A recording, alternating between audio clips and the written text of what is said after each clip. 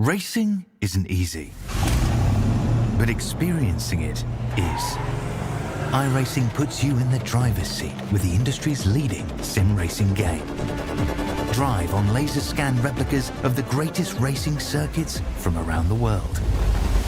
Go head-to-head against other drivers chosen by skill-based matchmaking to ensure competitive racing at every level. Compete across all your favorite series. In officially licensed cars, engineered to deliver the most accurate driving experience possible.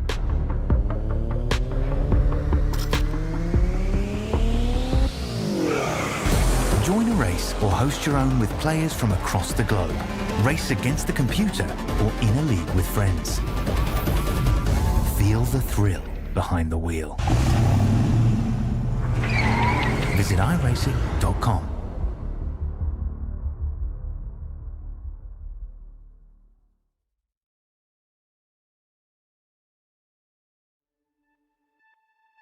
Experience the world's most legendary racing events with iRacing. iRacing special events allow any member to compete in full-length multiplayer races based on some of the biggest events in motorsports all year round. Compete in virtual endurance races, such as the Daytona 24, Spa 24, and the Nürburgring 24 Hours. Take on some of the toughest races on the NASCAR schedule, such as the Daytona 500.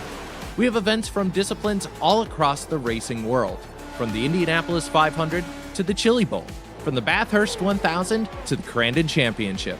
Our endurance special events utilize iRacing's team feature, where members can sign up and race together on their own team, swapping drivers throughout the race. Other events utilize iRacing Super Sessions, where you're not only racing against those on track, but against every driver taking part.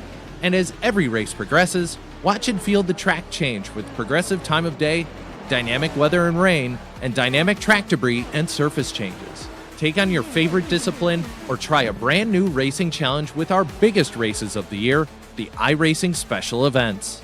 Learn more at iRacing.com/special-events.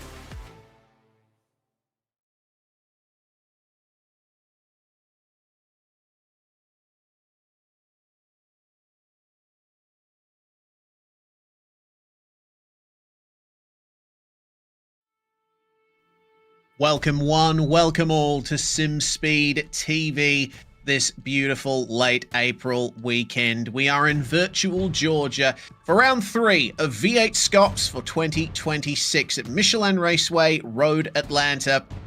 It is the Anzac round, and we certainly hope to all of you watching out there, be it on YouTube, Facebook, Twitch, or Kick, that your Anzac Day long weekend has been a good one so far, and that the rest of it goes just as well.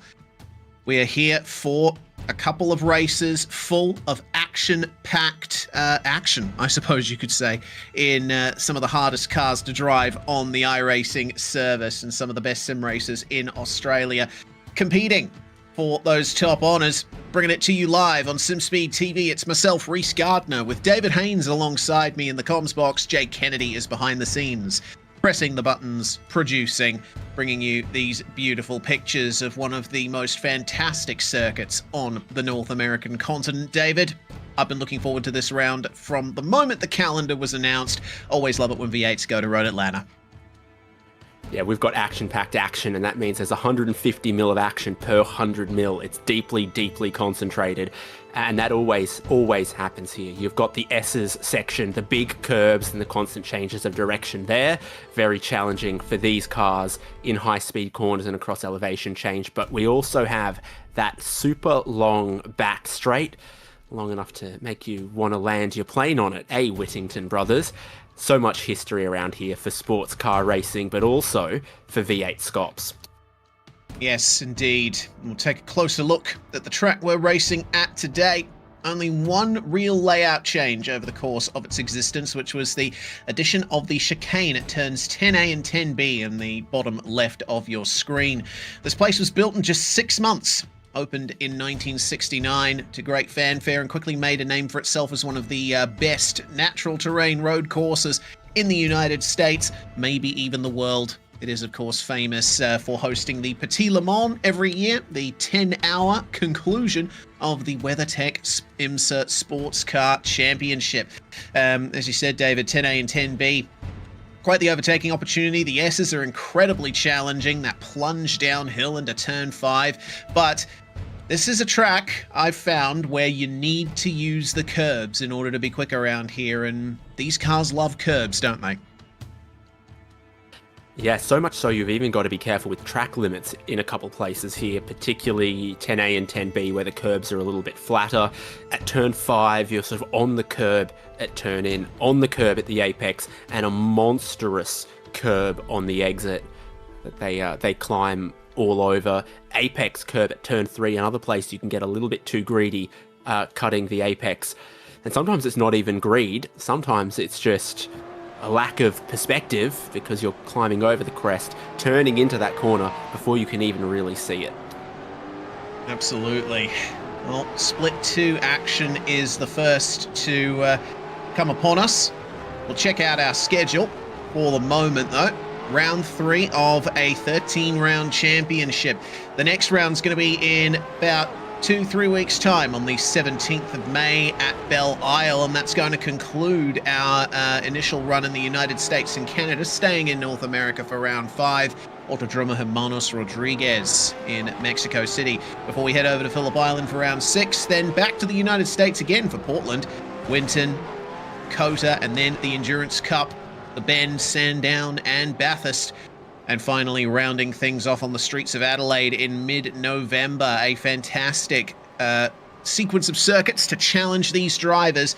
And the Split 2 drivers will be the first to see Road Atlanta tonight. Grid, of course, set by pre-qualifying order. We're in the final few minutes of pre-event practice.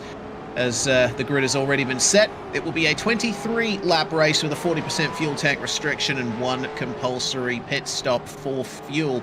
And you would presume the drivers will be taking all 4 tyres if necessary, because goodness knows you need all 4 tyres worth of grip at a track like this. Yeah. Left side tyres, though, just a little bit more important, but there's no real savings to only taking 2 versus 4 in this car, the way that its pit stops work. Tyres change pretty quickly. Keeping an eye on the constantly changing weather. It's currently quite a hot track, which of course increases tyre wear, but the pit entry has also received a change in the last couple of builds here for Road Atlanta. Pit lane speed limit starts earlier. We've definitely seen a couple of races in the last few months where that's caught people out race. Oh yes, it was already a challenging pit entry, having to go down the snake of the narrow entry lane down the hill. But yes, those pit lane speed limit start bollards are now a little bit earlier than they were. So if you haven't practiced pit entry already, why haven't you? Get out there and do it. You still got 7 minutes to do so. It's quite a warm track as well, 46 degrees Celsius. It being April in the great state of Georgia. We are starting to get into summer, sort of late spring conditions that we're seeing here. Partially cloudy conditions. And having a look at the weather radar, I do see a small band of rain approaching the circuit. So we might have to keep an eye out for some changeable weather conditions depending on how things go. Absolutely. Georgia's known as the Peachtree State sometimes. And there's apparently dozens and dozens of roads named Peachtree Avenue, Peachtree Road, Peachtree Street. They love them here. And yeah, they're gonna... what I think those peach trees love is when the sun's out, but then the rain can come quite heavily. In the south of the US, quite tropical. Although winter does get relatively cool here. I've seen some real-world footage of some of my friends racing in the snow in February, early February in Road Atlanta. None of that here.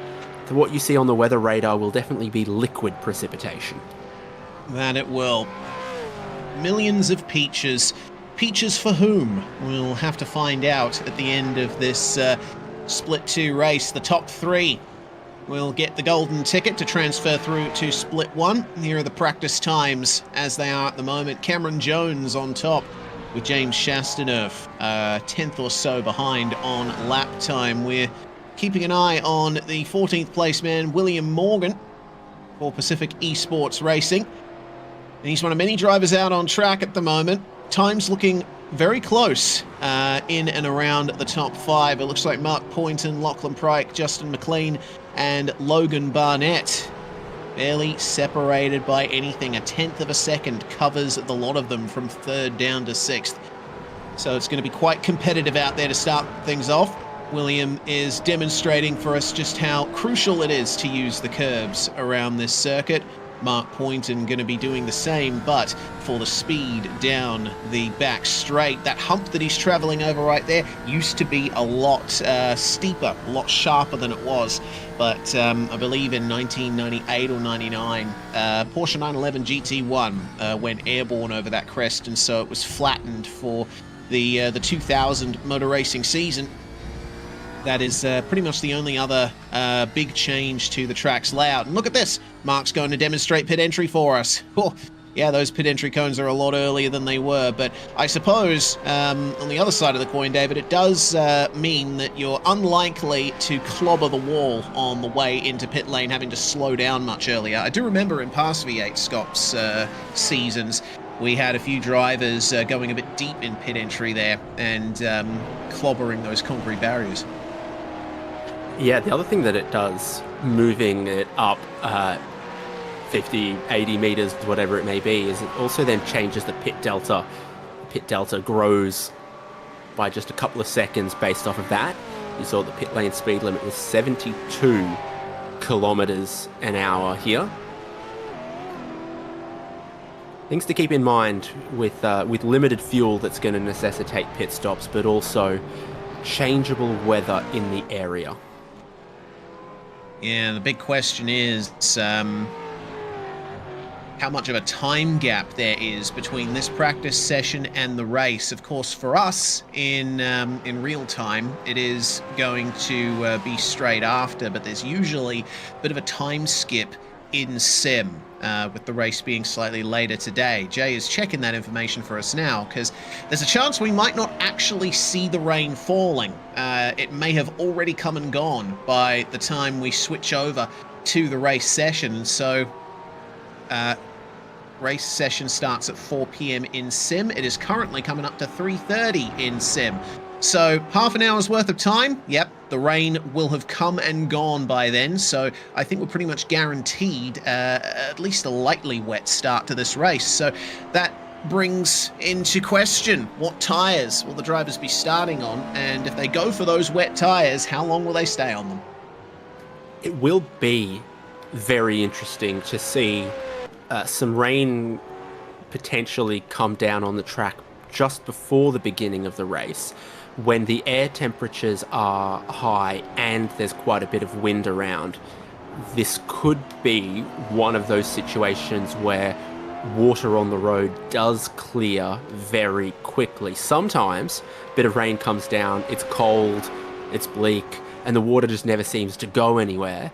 But in conditions like today, I think 20 minutes of rain could come and then go. You know, as a Queenslander speaking to a sand groper, I think we're familiar with that sometimes, that dry at midday, rains at 1:30, and then by 2:30 it doesn't look like it ever rained. Yeah, absolutely. And considering the track temperature, factoring that in as well, 46 Celsius, as we said earlier on, that tells me that the water may not hang around as long as you might expect. So keep that in mind for the race to come. Yeah, I think if anything, when it comes to humid spring and summer weather, you're a bit more suited than me, David. You know, I may be a sand groper and I do experience those very intense summer storms, but Perth not quite as humid as Queensland. Oh, it's a dry heat, is it? It is. And it's a dry cool as well. Late improvement in the session from Jack Snov to round out the top 10. So as the session enters its final 30 seconds, we've got a pretty good idea of where the pace is, but it's not necessarily where they're going to be starting on the grid. Of course, the grid is set by pre-qualifying times. All of the drivers that couldn't make it into the top 36 in pre-qualifying will find their way through here in Split 2 with one more chance to get themselves into the main game. And we've got 2 Split 1 races coming up right after this. James Chastaneuf, we've been watching, goes quickest right at the end of the session as the checkered flag flies. 122.2 is the time to beat there. No one will get a chance because the session is now over. And the race session is just about live. 23 laps ahead of us here. And it looks like we've switched over right in the middle of that band of rain passing over the track. This is going to be a very interesting start. I think everyone will be going for wets. Starting on pole position will be James Chastaneuf. And it's going to be Brett Loxton for Team Jinx Shifters. Starting alongside him on the front row, Billy Mole and Logan Barnett are your second row, with Cameron Jones and Kane Kugamiya in 5th and 6th. Starting in 7th is Lachlan Pryke in car number 28. Troy Stonestreet starts alongside him on the 4th row. Dan Hall of Evolution Racing Team will start in 9th, with Mark Poynton rounding out the top 10. And then it's Momentum Racing's Liam Milner and LMV Sim Racing's Justin McLean rounding out our top 12. Lucky 13th on the grid is going to be William Morgan. And then Dylan Gray is 14th. Blake Fitz in 15th. Craig Bond 16th. Stephen Banks in 17th. Johnny Bannock in 18th. Scott McKenzie, 19th. Roger Forbett, 20th. Stacey Boyd has qualified 21st. Dylan Walker in 22nd. Ryan Nielsen, 23rd. And 24th on the grid is going to be Kevin Norman. For Team Whitey's Pies. LMV Sim Racing also has Sean Vandermeulen under their banner. He'll start 25th alongside Craig Schultz. Jack Snov and John Gallen are your 14th row of the grid. Then it's Andrew Ritchie and Seb Tixier starting out of the top 30. Just a few more cars to go. Vincent Skilbeck and Benjamin Smith, our resident Norwegian, Stian Hallingstad, and Roy Clark to round out the 34 supercars taking to the grid in the pouring rain here at Road Atlanta. And no surprise to see that everyone who's currently on the grid has gone for wet tyres. There is, they basically have no reference point for how the track is going to drive. This first couple of laps, David, everyone is just going to be feeling their way around. And the get out of jail free on the strategies. You don't actually have to make any hard decisions in this race with one compulsory pit stop. It's raining, so you start on wets, and then once you think, gee, these wets aren't quite doing it for me, I'm seeing a drying line, you make your CPS, you take your fuel, you put on some dry tyres. So the question doesn't become, what tyres do I start this race on? What kind of gamble am I taking? The question is just, when is crossover wet to dry? Because everyone I can see on the grid is on wet tyres. Yeah, and considering the top dry times were low 1 minute 22s, I'd say the crossover point would probably be maybe 1 minute 24s or thereabouts. We'll have to wait and see how fast they actually are on the wet tyres on a track that is reasonably wet, but far from the wettest that we've ever seen here on SimSpeed. The track is officially considered lightly wet as the grid timer comes to a close. James Chastaneuf sees an empty track ahead of him, but everyone behind him looking to take advantage. Revs rise, and Split 2, V8SCOPS Round 3 at Road Atlanta is go.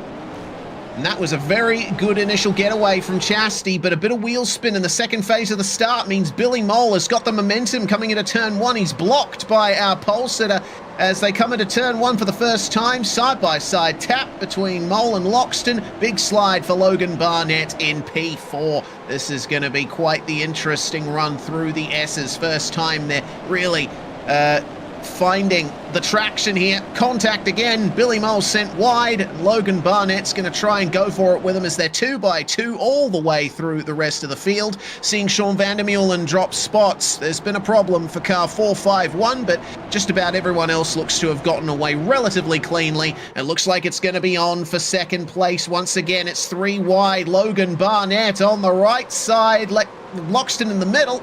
and he's going to keep the position, but he's gone deep in turn 6. Billy Mole gets underneath Logan Barnett and up the inside at turn 7, and that's another few positions lost for Loxton as Cameron Jones and Lachlan Pryke get through. So does Troy Stonestreet on the exit, and a pile up at turn 6.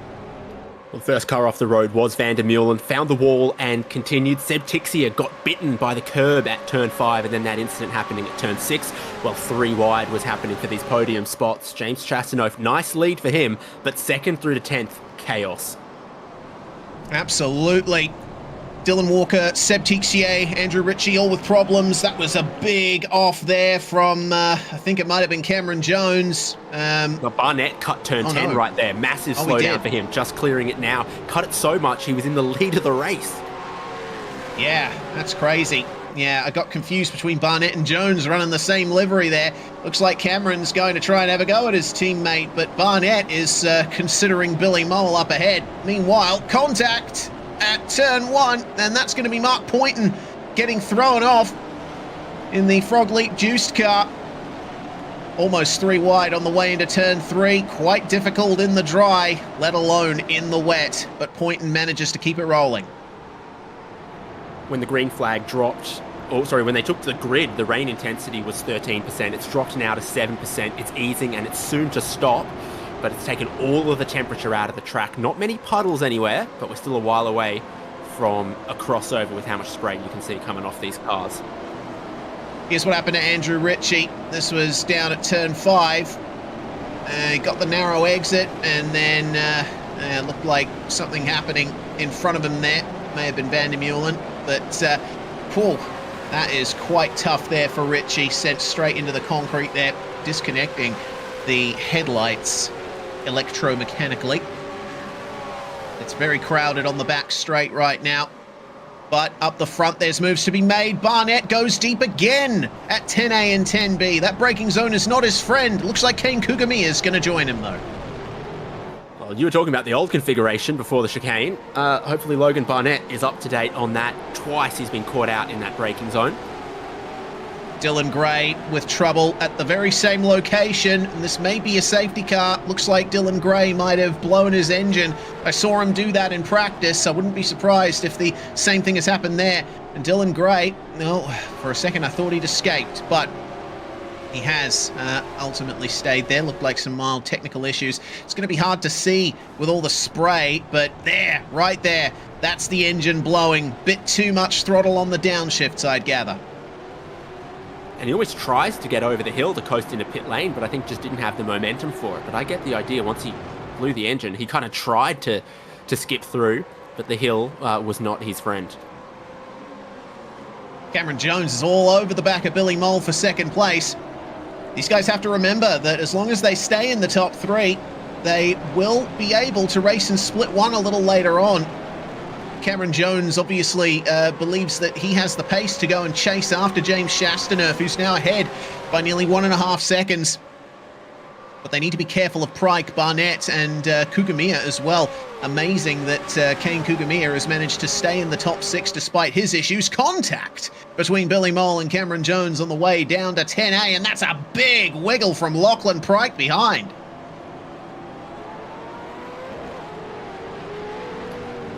So just keeping an eye on the lap times, doing a minute 33. They were doing 122s in warm-up, so I think about a minute 30 could be around that crossover. Still too wet to go to slick tyres, but we get a new fastest lap of the race as a 32.3. They are really getting temperature and grip in these conditions now. When that rain stops, it could dry off very quickly. Short track, lots of cars, wind, low humidity. Kane Kugamiya trying to find a way past Logan Barnett, but it's just not happening. Sliding all over the place, and the wipers are working overtime on the windscreen to keep that view clear. So much spray being thrown up by these cars. The band of rain that we're currently experiencing is almost done with. From about 5 minutes from now, the track should start drying off as no more rain hits it. We're keeping an eye on the battle just outside the top 10 here. Johnny Banach racing under the flag of Poland. He's got Daniel Hall ahead and Mark Poynton behind him. Both Hall and Poynton suffering some issues in these early laps. It would appear that Johnny has kept his car clean and has been rewarded for it with 5 positions up from where he started, but will Poynton reset it back to 4? I think I almost see the sun here heading down the back straight. The weather is changing quickly, yeah. And at turn 10, we are in the sunshine. Rain almost gone. This could change very, very quickly. Bit of more mowing happening at turn 10, though. Yeah, it looks like Lachlan Pryke has been having some trouble getting out of 10A and 10B as Poynton finds the inside coming into the final corner. The fastest lap now goes to Cameron Jones, a 1:32.239. And Poynton is up to 13th place. Very nicely done. Here's that battle I was talking about. Lachlan Pryke still got Kane Kugamia harassing the back of him. It looks like Justin McLean is about to join the battle for 4th place. It appears he's dragging Liam Milner and Brett Loxton with him. Race has been going well for McLean, up a big chunk of spots, 5 since the start, now joining this group, and with much to play out, with 1 compulsory pit stop still required for everyone. We completed lap 1 green, so the CPS window did open and is open. The fuel window is a bigger question, and then of course the tyres. You want to keep that CPS until you believe you can comfortably or competitively go to the other compound. Yes, there already has been 1 trip through pit lane for Blake Fitz, but that was for damage, I believe, gathered in the opening laps. So he will have to pit again to get the dry tyres on that car. Lap 1 incident under review involving Sean Vandermeulen and Vincent Skilbeck in the 091 and the 070 of Seb Tixier as Troy Stonestreet becomes the next driver to do some lawn mowing at 10A and 10B, and he'll have to clear that slowdown as best he can before Liam Milner comes to get him. Lots of momentum for the Momentum Camaro. Meanwhile, into the pits comes William Morgan. Interesting to see. I wonder if he is going to make the switch to dries. Well, it's gutsy. He's not joined by many other people, but I still get this feeling that you see the sun out, the rain is just about gone. The evolution will happen very, very quickly, but he might be just 1 or 2 laps too early, but I still feel like 130, 129, crossover, we're only a second and some away from that. All right, let's see what William Morgan does. I'm seeing wets. Yeah, me too, me too. Looks like he stayed on the wet tyres. I'm almost seeing fuel only. Yeah, actually, 8.4 second stop for William Morgan. I think you might be right there as the battle continues between Billy Mole and Lachlan Pryke. And the number 28 trying to get the over-under out of turn 7. Dialing in some Morse code on the right rear corner of Billy Mole's Camaro up ahead. Logan Barnett's Camaro. Cameron Jones, meanwhile, once he's gotten free of these guys, has really made the gap up to Chastaneuf. It's only half a second, maybe a couple of tenths between the top 2, and it looks like that gap is coming down quick. Cameron Jones and James Chastaneuf will battle hard for the lead of the race as we keep our eyes on the battle for 3rd. Pryke and Kugamia will likely be coming together pretty shortly. 2 laps in a row, Chastaneuf's pace has dropped away from his PB while everyone else is finding an improving racetrack and improving times. Fastest lap, tumbling, PB's going everywhere except for James Chastaneuf. Oh dear, that's going to be Stonestreet. Again off track, but this time that was on the way out of turn 1. It's been a bit of trouble there for the WKMP Sim Sports driver. Jack Snov, the next driver to come to pit lane. We'll see if he stays on the wet tyres and goes fuel only. I think it makes sense, that strategy. Oh my goodness, that was really tough for Stonestreet. I couldn't even really tell what was going on there. But ultimately, he does make it back onto the track and rolling side by side between Pryke and Kugamia as Billy Mole tries to run away from the fight. Going to go on board here for our first SimSpeed replay.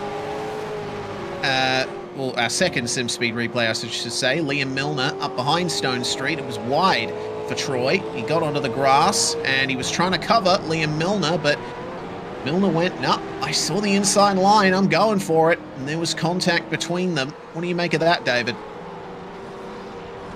I make it out that if you're the leading car and you're going to try to cover off the inside, you got to move over earlier to cover off the inside. But if you're the trailing car, you're seeing a wedge that's closing, and there was very, very little overlap at the point of contact either. I think both of them could have done more to avoid that. And I'm not full of sympathy for Troy Stonestreet. Oh, this is a great fight. Lachlan Pryke and Kane Kugamiya have not been able to get out of each other's hair, but look at the run around the outside there for the Mustang. There was a bit of contact there. The Camaro sent wide. Now Justin McLean is officially part of the battle again. It took Kugamiya a bit, but he is finally through into P5, finally gaining that one position from his starting spot. William Morgan, who, remember, stayed on those wet tyres. New fastest lap of the race, 131.8, but that is looking quite close to the crossover.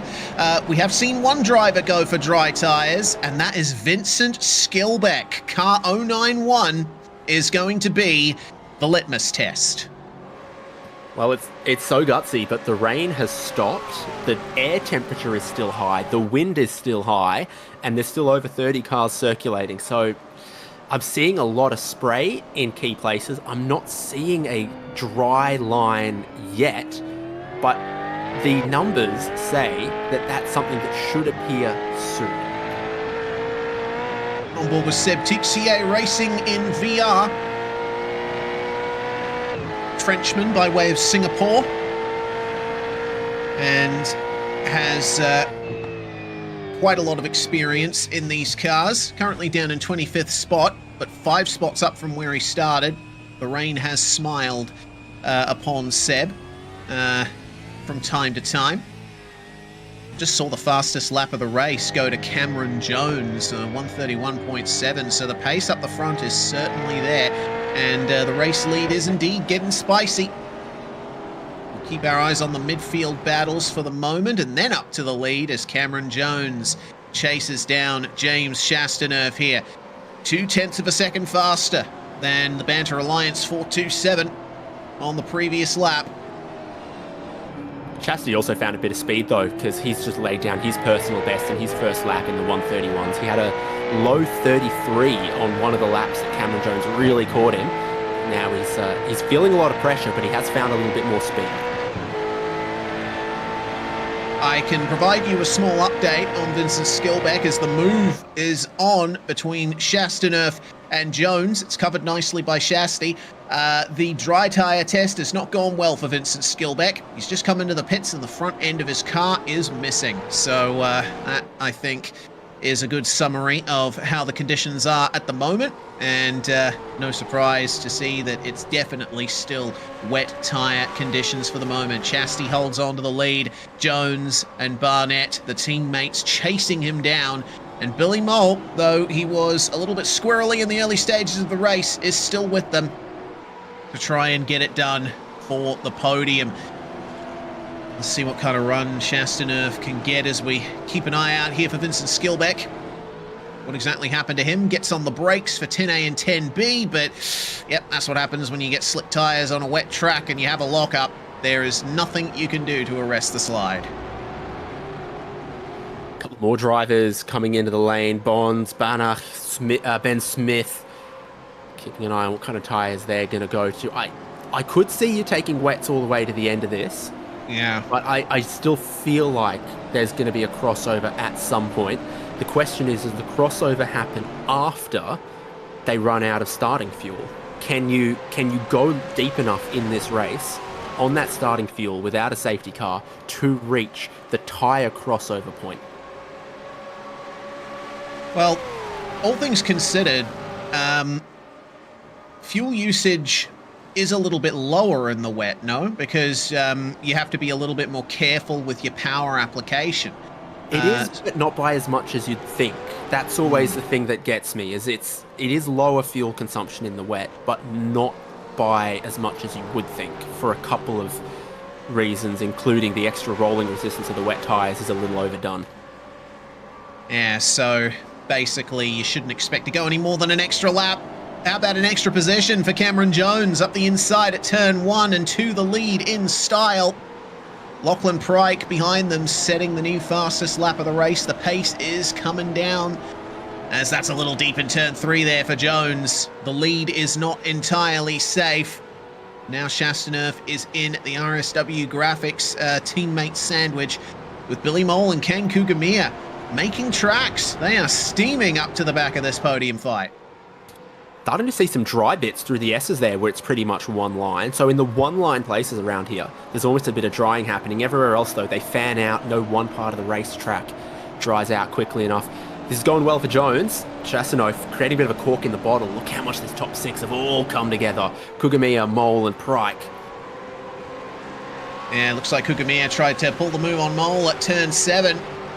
Billy's going to get the side draft, what little of it there is, and do his best to get back up the inside at 10A and 10B. You can't put anything between these cars as they come into the braking zone. Contact once, twice, 3 times, and both of them struggle to get their cars slowed up. Kugamiya has to take to the runoff. That will be a slowdown for the Mustang. Whether or not race control get involved with that remains to be seen. We still have one incident under investigation. Reminder that the drivers in the top 3 will progress to split 1. Somehow, Kugamiya cleared that slowdown and maintained second spot. Well, I mean, in Formula 1 terminology, they use the word lasting advantage from cutting the track. That looks like an advantage, and it looks like it's lasting. My goodness. Yeah, race control might have to look a little deeper into that. But for now, that's the state of the race. And I mean, if you don't let Chastity and Barnett go here, there's no way it doesn't become a penalty, so I think that's what he's doing. Yeah, he's let Chastaneuf and Barnett back by. Still fighting with Billy Mole. And Mole gets up the inside at turn 7. Lachlan Pryke's going to follow him through. Kugamiya back to 6th place. But he'll be doing his best to fight his way back up. We've still got about half of this race to go. Kevin Norman on lap 1 getting a warning for moving under brakes. Got to be very careful in the braking zones in these cars. Chastaneuf now. Eyes to his mirrors, trying to protect from Logan Barnett. Billy Mole, out of nowhere, comes in and gets up the inside of Jones. Into the pits comes Cameron Jones and Kane Kugamiya. Now, there has been a bit more progression in the dryness of the track. You're starting to see a dry line form. Will they take the gamble? You're also seeing that the track wetness has reduced 1 notch. It's drying through the S's. It looks really dry at turn 10 with the sun that's been out in that part of the racetrack. They've got that air temperature and that wind from the west.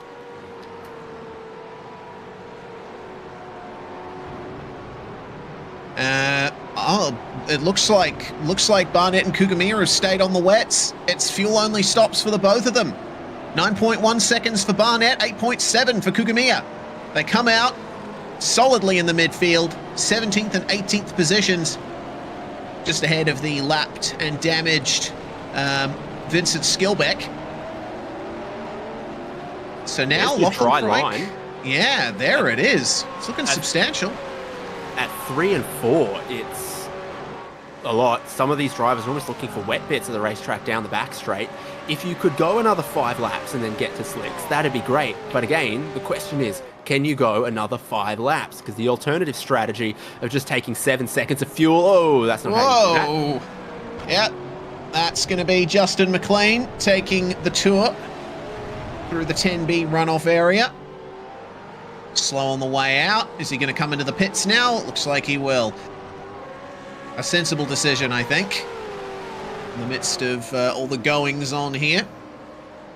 So Cameron Jones now ahead by 4.6 seconds on my timing, but my timing's obviously wrong, about 4 seconds to Billy Mole. So it looks like Jones almost has this in the bag here, but still got plenty of the race to go. and still questions over whether we'll actually see anyone commit to dry tyres. It looks like Justin McLean is going to be the next to try it. I see wet tyres on his car, 11.8 stops, dry tyres on his car, sorry, 11.8 second stop. And he'll come out just outside the top 20. Well, I want to see this. I really do. Thankfully, some of the early part of the lap here quite dry, so a bit wet in 3. Curbs can hold some moisture, but then it's pretty dry here through this part of the S's. That was one of the first parts we noticed drying. Still got spray being kicked off the car in front, but that looks pretty dry right there.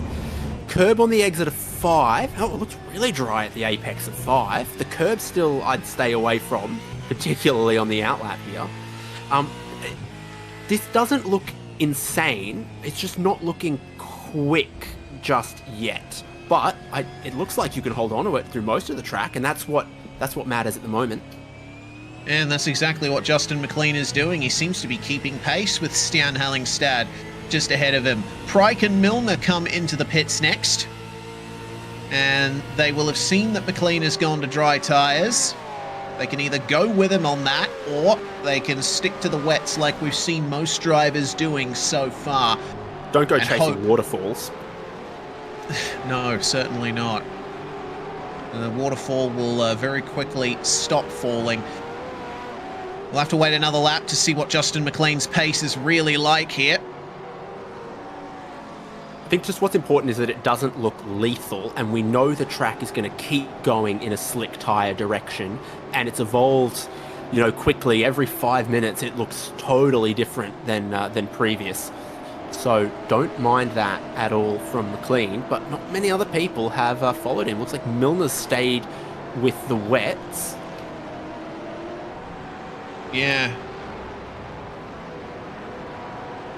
Looks like Seb Tixier has just come out of the pits on another set of wets as well. So Justin McLean is the only driver who has decided to take the gamble on the dries. And will that benefit him in the long run? We've still got 8 laps to find that out. John Gallen versus Craig Schultz battle for 14th place. These guys, along with Roy Clark and the Mustang just behind, in the middle of a whole host of cars that have already taken their stops. Look at the time from Billy Mole there, 129.9. And I think we are definitely in crossover territory now. Yeah, McLean 0.4 quicker than the leader in one sector, the S's. Wow.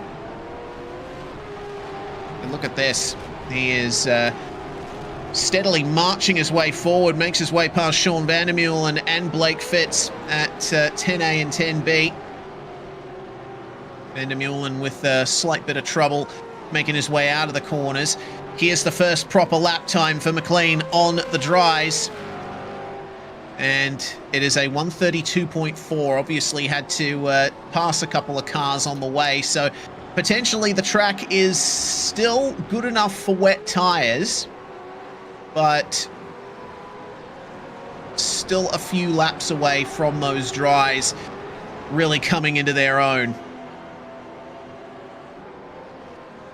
Yeah, so the sector from the entrance of turn 3 to about here, very much quicker on slick tyres. Looks like a lot of traffic out of 7 on that last lap for McLean, but he's keeping it on the road. It doesn't look like a liability, and there are certainly parts where it is very quick.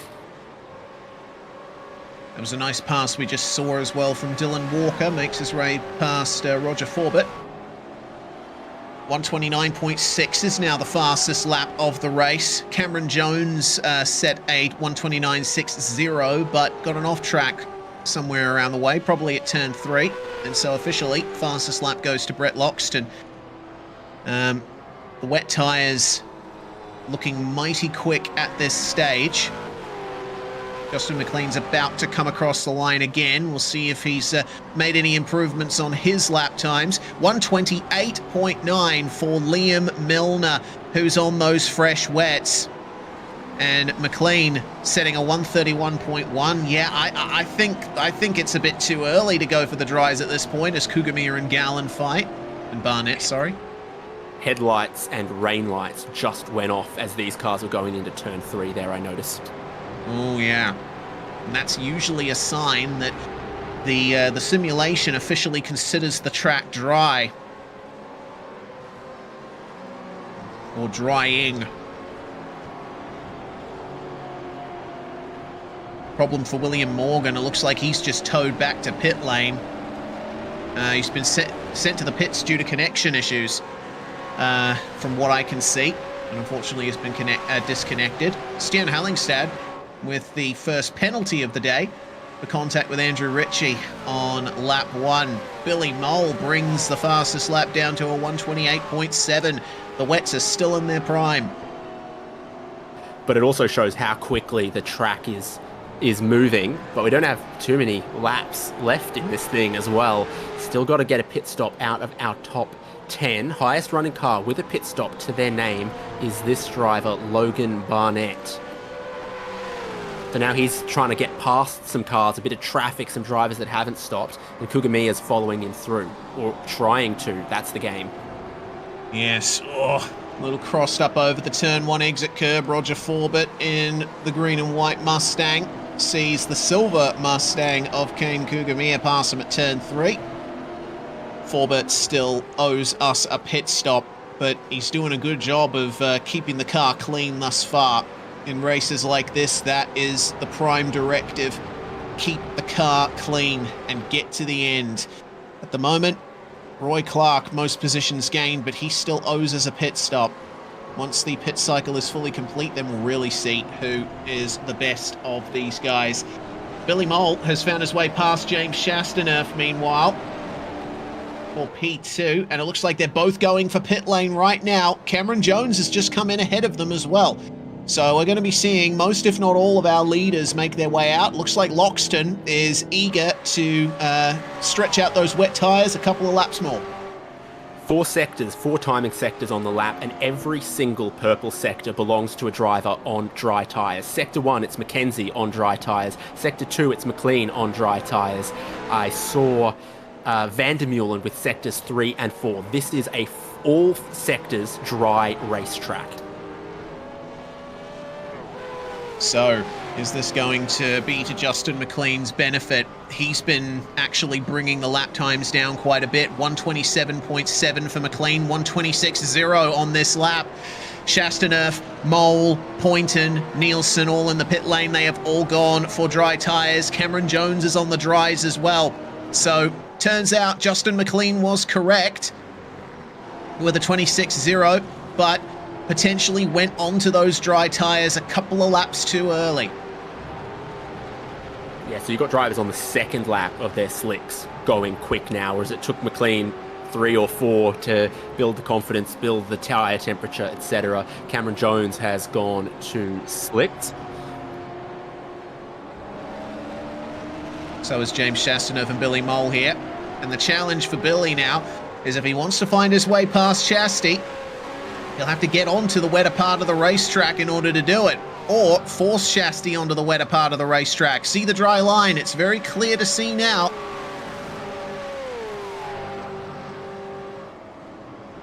But they have lost quite a bit of time, haven't they, Chastaneuf and Mole? Very weird to see. I think it's the pace difference between the wets and the dries in the last few laps that Kugamiya, Barnett and Milner have found their way ahead, but they've committed to the wet tyres for the rest of the race now, and they are going to be dropping like stones. Oh no. No, I don't think that's our race. Is that our race control? Yep. Oh, we're going to go into turn 3 side by side. Not great for Chastaneuf. The grass is still wet. Very much so. Contact with Troy Stone Street. Giving Liam Milner the drive-through penalty. But, yeah, despite the clear pace advantage that Chastaneuf has, he has not been able to find his way into this pack as well as Billy Mole has. Keep an eye on Justin McLean, still very close behind. 125.1. Now the fastest lap of the race.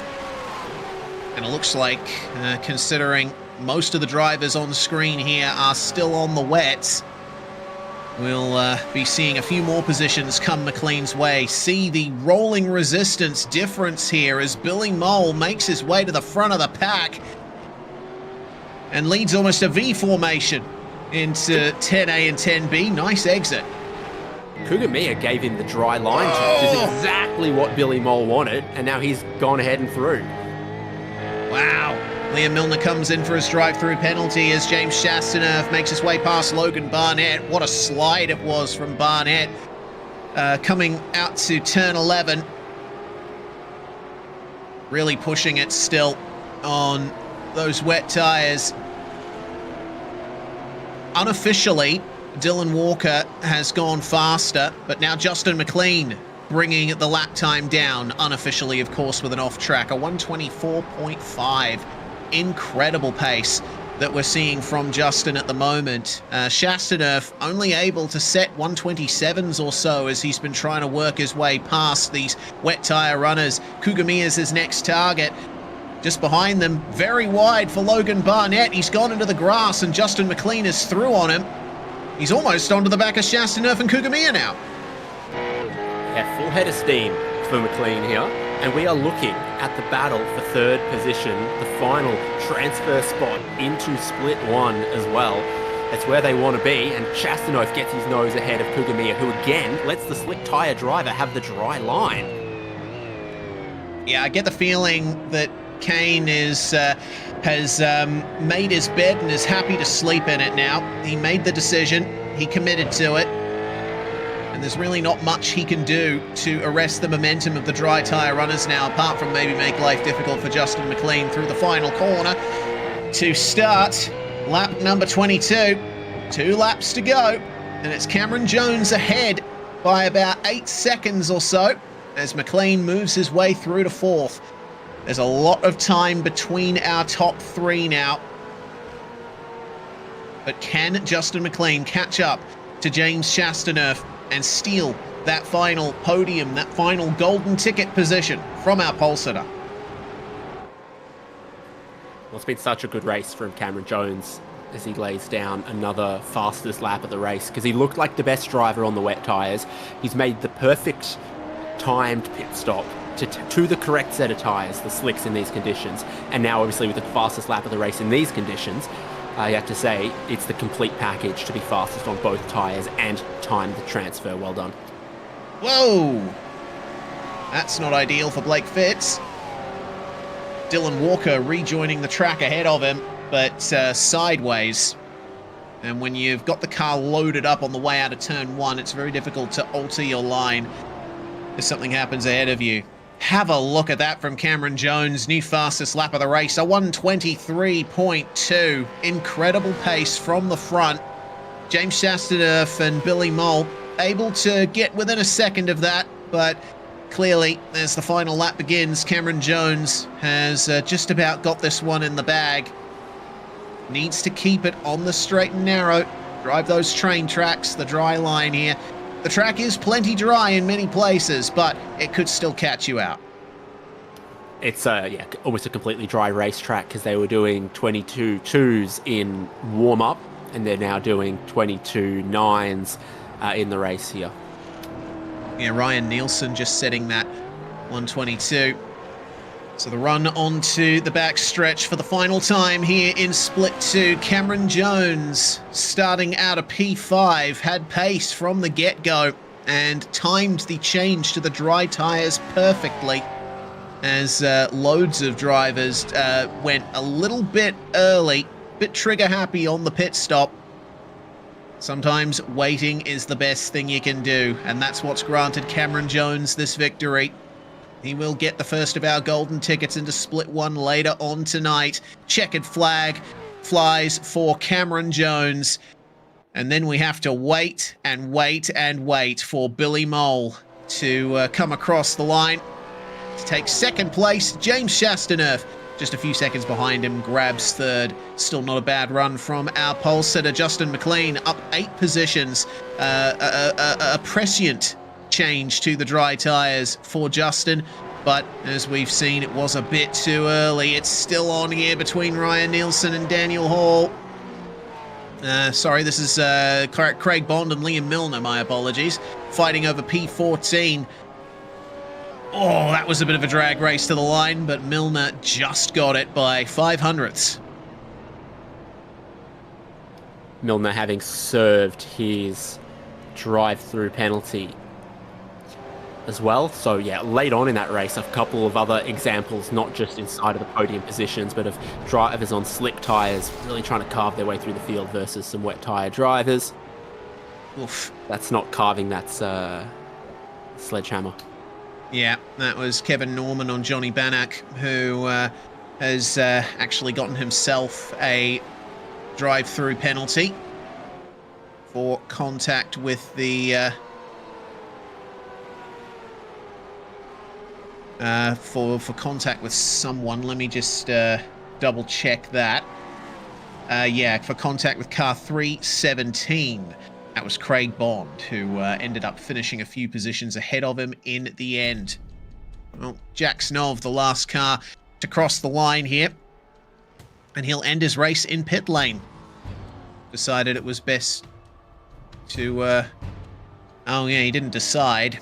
He got a drive-through on the final lap, picking up his 20th incident point, which is enough to trigger that automated penalty. So with that, our results, 8.7 seconds, the gap for the lead in the end for Cameron Jones, with Mole and Chastaneuf rounding out the podium. McLean and Poynton round out your top 5. First driver to stay on the wet tyres the whole way through the race was Kane Gugamiya. Logan Barnett joining him back there in 7th spot. Then Troy Stonestreet making up some good positions later on, back up to his starting position of 8th. Brett Loxton and Ryan Nielsen round out your top 10, and Nielsen gained 13 spots on his way to that. The jumbled up strategy has led to a lot of big swings through the field. Dan Hall finished 11th ahead of Lachlan Pryke. Dylan Walker, one of those drivers, able to use slick tyres to gain 9 positions across the race, ahead of Liam Milner, 14th with a drive-through penalty, just ahead of Craig Bond, side by side, taking the checkered flag. Stephen Banks then in 16th. Roy Clark plus 17 to 17th. Johnny Bannock in 18th. Craig Schultz 19th, and Roger Forbett 20th. Sean Vandermeulen had a tough one. Has to settle for 21st in the end ahead of John Gallen. With Kevin Norman, Scott McKenzie, and Seb Tixier rounding out your top 25. Last cars on the lead lap were Stacey Boyd, Stian Hallingstad, and Jack Snov. Blake Fitz and Benjamin Smith, the first cars, one lap down to round out the top 30. 2 stops for Vincent Skilbeck on his way through.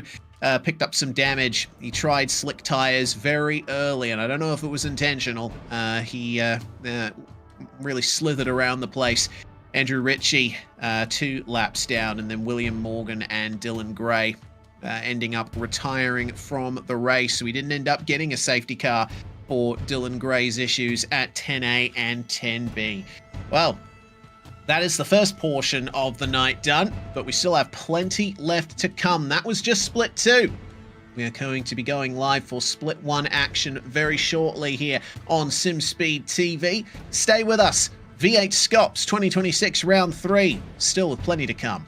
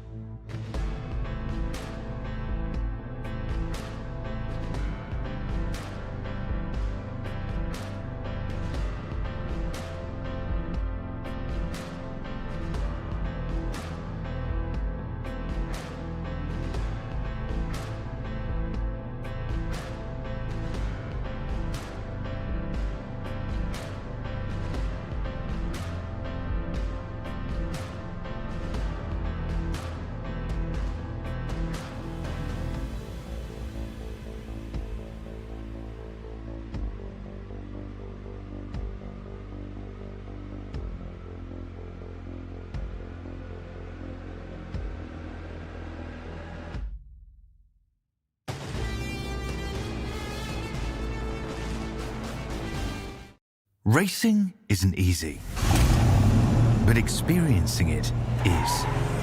iRacing puts you in the driver's seat with the industry's leading sim racing game. Drive on laser scan replicas of the greatest racing circuits from around the world.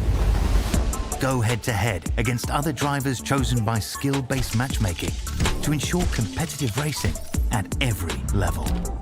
Compete across all your favorite series. In officially licensed cars, engineered to deliver the most accurate driving experience possible.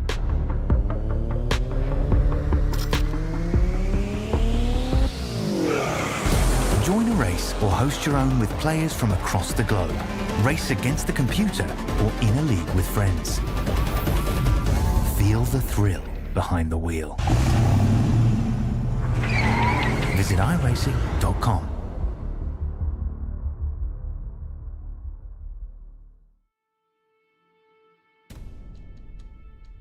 You're watching SimSpeed TV, round 3 of V8SCOPS for 2026 here at Michelin Raceway, Road Atlanta.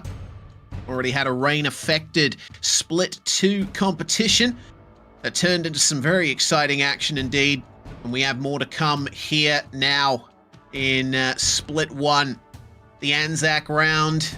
Once again, we hope that your Anzac Day long weekend has gone well so far, and that the rest of it goes just as well, if that is indeed the case. I'm Reese Gardner, David Haynes alongside me with Jay Kennedy behind the scenes, screaming in our ears if something happens on track. David, Road Atlanta has already turned it up once today. Now we get to see it turn it up twice more. Yeah, it delivers great racing. Got a little bit of extra spice out of the weather where the crossover happened late, but still allowed drivers on either strategy to try to compete for the win.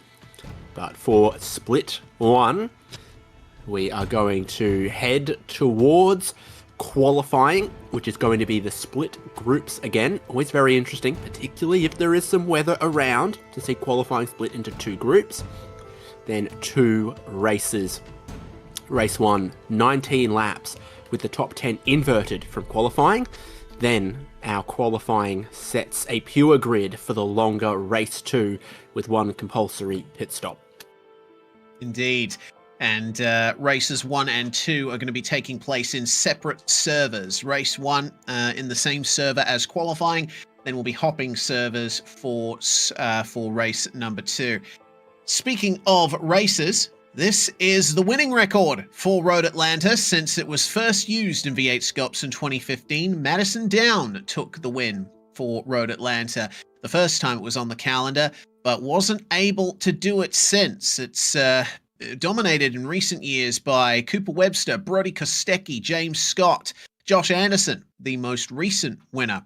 But Road Atlanta has been an enduro once on the V8SCOPS calendar. Jared Filsell, of course, having those honours there. Also winning in 2018. Driving alongside Josh Muggleton for the 2017 win, which was part of the Endurance Cup. 2 races in 2023, 2024, 2021, and 2020. We are back once again to a 2-race format here in 2026. And James Scott, though he has a pretty good win record here as of recent, may not be able to go for it, at least the easy way, in race 2. He has picked up a rear of grid start for the second race here due to reaching 8 points on his license on the previous round. They are not applying that reverse grid for race 1 because of the top 10 invert. So these are the championship standings coming out of round 2 at Mosport. Sean Campbell mastering the wet conditions in Canada to make it a clean 600 points at the top of the championship. Emily Jones 102 behind, and then Wayne Burke rounding out your championship top 3. We have the Chiefs Esports Club trio of Robbie Gibbs, Bo Albert, and James Scott there. And the quartet completed by Dylan Rudd in 8th, but separated by Tom Freer, the top driver from Synergy Sim Racing. Jake Maloney, reigning champion of the series, first of the Trans-Tasman racing cars in 9th, with Ryan Jones, our friend here, in the number 11. Rounding out your championship top 10 for DPR. keeping an eye on how things are going here in the initial practice session. It looks like Sean Campbell is, of course, once again present in the grid and go number 26. There he is, making the pass on Zach Rattray White, who currently tops practice on a 121.3. Conditions in the server looking a bit better than they were in race 1. I don't mean to alarm you, Reese, but in 20 minutes there is a 1% chance of precipitation. Oh my god! Which, I know. Say it ain't so. Run to the store, buy up every poncho, because it then drops to a 0% chance of rain thereafter. So, no, not seeing much in the near forecast, not seeing anything on the weather radar, and in fact, the wind is even far more mild than it was for Split 2, at just 9 kilometers an hour instead of the blustery 22 that we had earlier. And just as I say that, it drops to a calm 7 kilometers an hour. Not only can you pack your poncho away, I don't think you can even fly your kite. Yeah, certainly not good flying conditions for wind-powered machines. Fortunately, these cars don't need much in the way of wind to go fast. Over 600 horsepower produced by these V8 engines, being put down to the asphalt through a locked differential to the rear wheels. Riding on board with our championship leader here as he completes a practice lap. The braking zone for 10A and 10B, notorious for being one of the hardest braking points on the entire V8SCOPS calendar. In years past, drivers like Madison Down have described it as just brake pedal flat to the floor. You don't need to worry about the fronts locking. The compression through the dip really brings you into the corner nicely. 122.16 there for Mr. Campbell. Zach Rattray White remains up the top for the moment on that 121.15. Ryan O'Sullivan and James Scott also looking very fast in the practice session as it enters its final 8 minutes. We'll keep an eye on James Scott here, see what more he can do in his 088 Mustang. Good opportunity to be practicing pit entry. You won't get much of a chance to do it when we flip over to the Race 2 server, so make sure that you've got your pit cycle plan sorted now before Race 1. No pit stop needed for the first race, but could still need to make a run through it. Now, you're a lover of alternative configurations for racetracks. Uh-huh. You aware there was a Mustang motorcycle? Because he was taking the moto layout there. Yep, certainly was. Road Atlanta's club layout was one of the very early Super Serious track guides I produced. And it uses those moto turns, the last couple of which actually were removed in a recent redevelopment of the track a few years ago. Ryan O'Sullivan, part of Eclipse Sim Sports now. And teammate to Zach Rattray White. We'll see what he can do here with some clear pace in that Camaro at Road Atlanta. And Rayan Leonage is back as well for Phoenix Racing Team. Hybrid racing simulations emblazoned on the sides of this Mustang. I do like the new livery that Phoenix Racing Team have gone for. I always like a little bit more black on a race car livery. And Rayan, of course, losing none of his pace with the transition over to Gen 3 in the last couple of years of the Gen 2 era. He really set the timing screens alight. See here on board with young Rayan in his mid-teens now. Started racing in V8SCOPS when he was only 12, 13 years of age, and he is a karter in the real world as well. His father Laz spotting for him and helping him with his strategy. They do make quite a good team. There is a couple of race wins on the board for Team Lienage.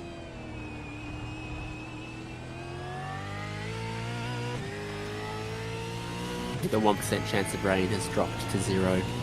Oh. Well, that's a crying shame. Yeah, Blue skies it absolutely. is. So this is that braking zone.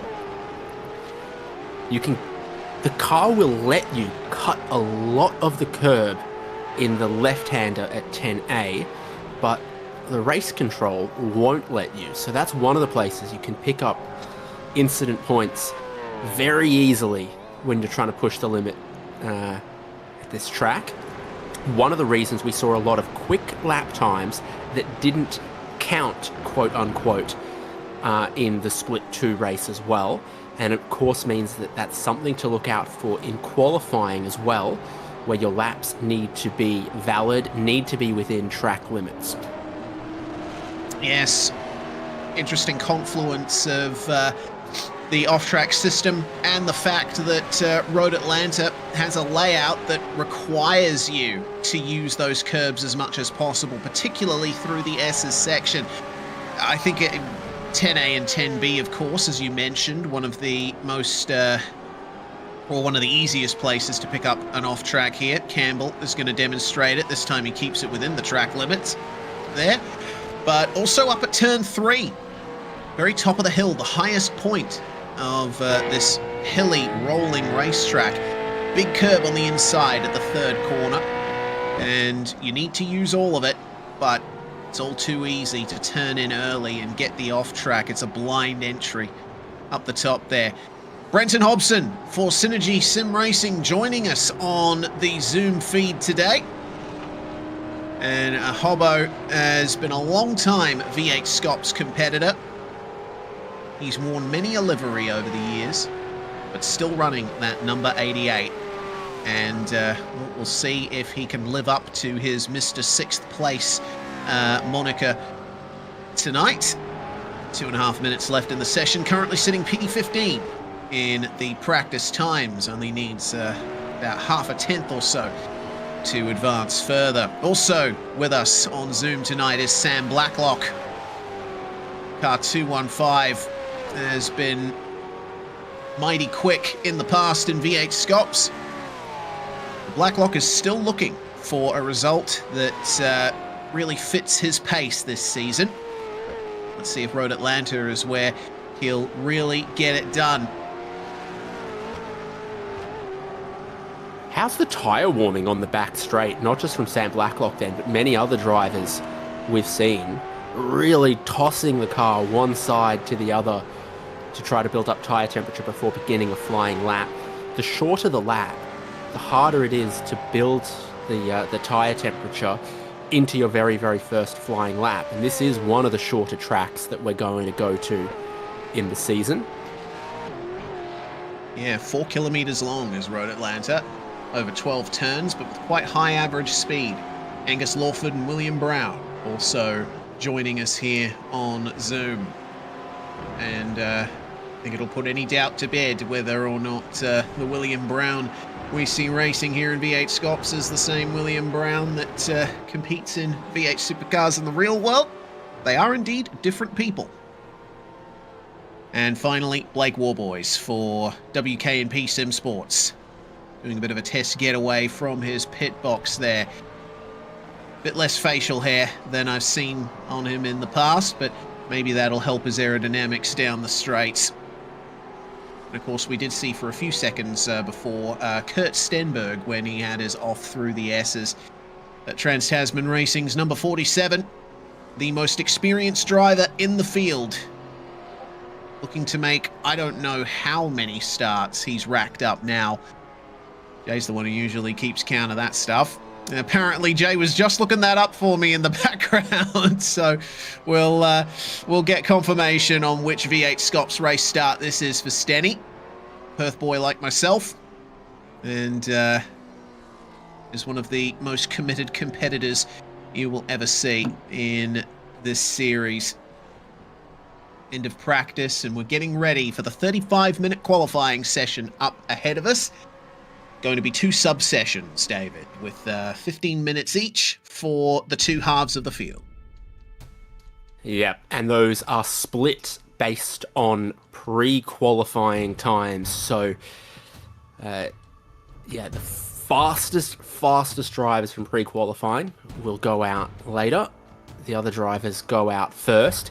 So often, in static conditions, we do see the times really tumble from Group 1 to Group 2. Yeah, that we do.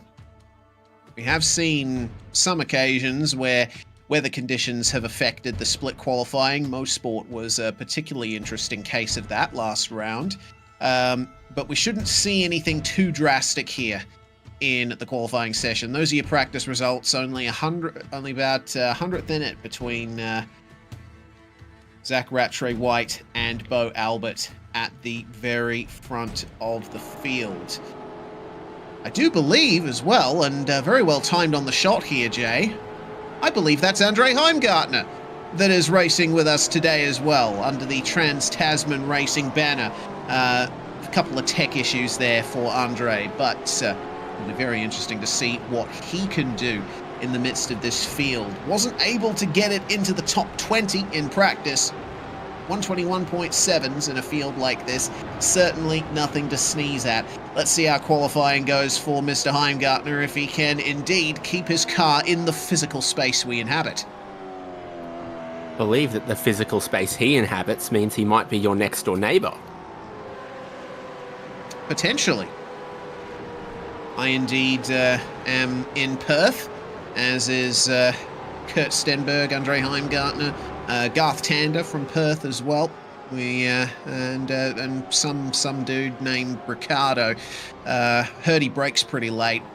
Gabriel Adeli for WSR Esports, another one of our international competitors from an internationally recognised sim racing team. Similar to Sean Campbell with Grid and Go. WSR and Adeli having a run at V8SCOPS this season. It's always good to get some international competition here. We'll see what Gabriel can do as he brings his 251 Mustang to the start-finish line or thereabouts to begin his first hot lap of qualifying. We'll take a little tour around Road Atlanta. It's all about the run out of 10A and 10B. Keeping up the speed as much as you can through the final corner, and then the short run down the start-finish straight to turn 1. It's a bit like Cops at Silverstone, but it goes uphill. And you need to take good care not to run too wide on the exit. Aim for the trees to make your run into turn 3. Don't take too much of the curb, but you can ride the curb through turn 4 there and down into the S's. It helps to rotate the car and cuts a little bit of distance from your lap. Uphill out of turn 5, big curb on the exit, which you can use all of. And one of the alternate layouts, the blend of the 2 pieces of tarmac you can use to maximize your exit 2. Slight banking through turn 6. And then the track flattens out for hard braking into turn 7, which is the most important acceleration zone of the lap. Leads you onto this back stretch over the hump that, as I mentioned in Split 2, has been flattened in the last 26 years or so. And you bring your speed up to some dizzying heights here. Gabriel hitting 273 k's an hour on his way down to the braking zone for 10A. Nice smooth run. Short shifting into third for the best run out. And then over the crest, riding the bumps, careful not to take too much of the curbs in this final part of the lap across the line for Adeli. And that is a 121.7, the best time thus far belonging to Wayne Burke, a 121.4. And he's joined in that bracket by Emily Jones.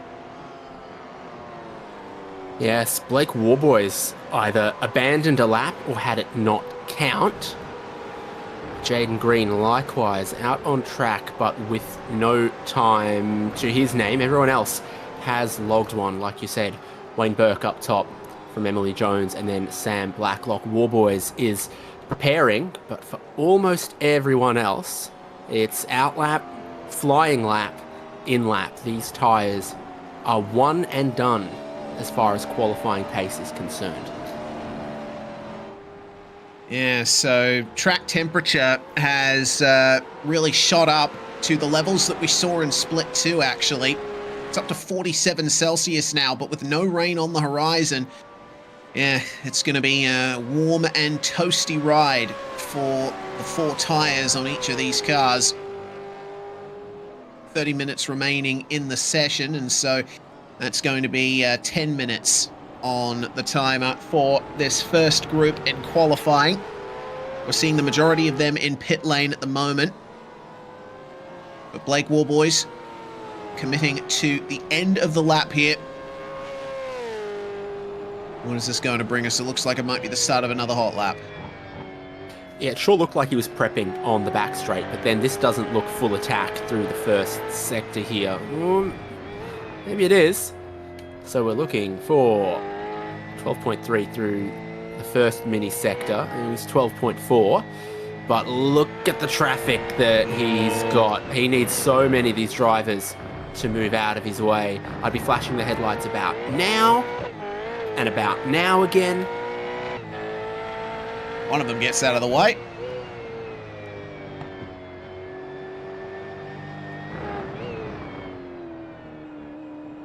Mostly unimpeded. Yeah, and the next sector's competitive enough as well.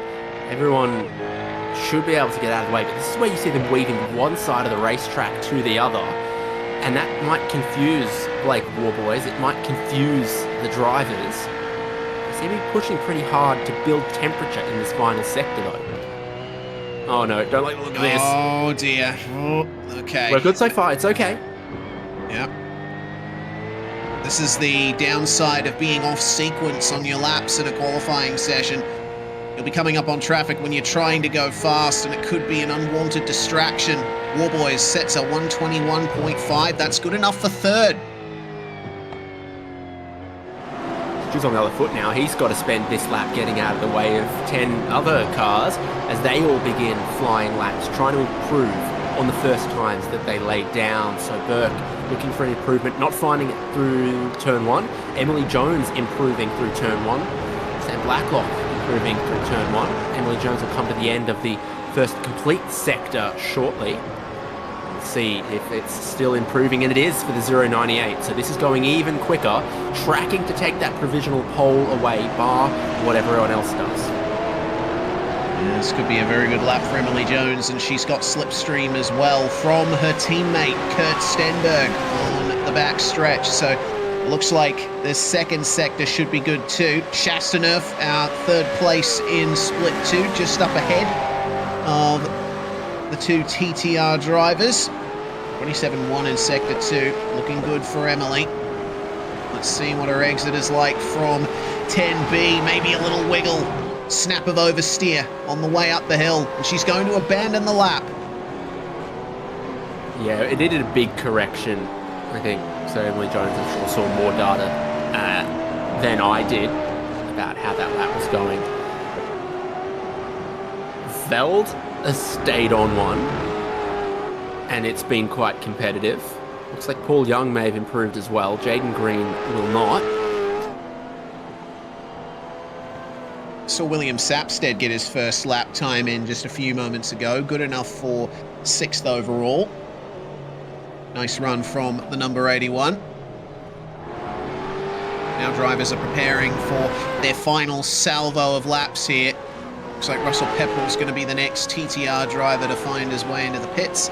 Darren Lobb, the number 99 Mustang, committing to the end of the lap here. It's a 21.8. That grants him one extra spot over Kenneth Latter, up to 13th overall.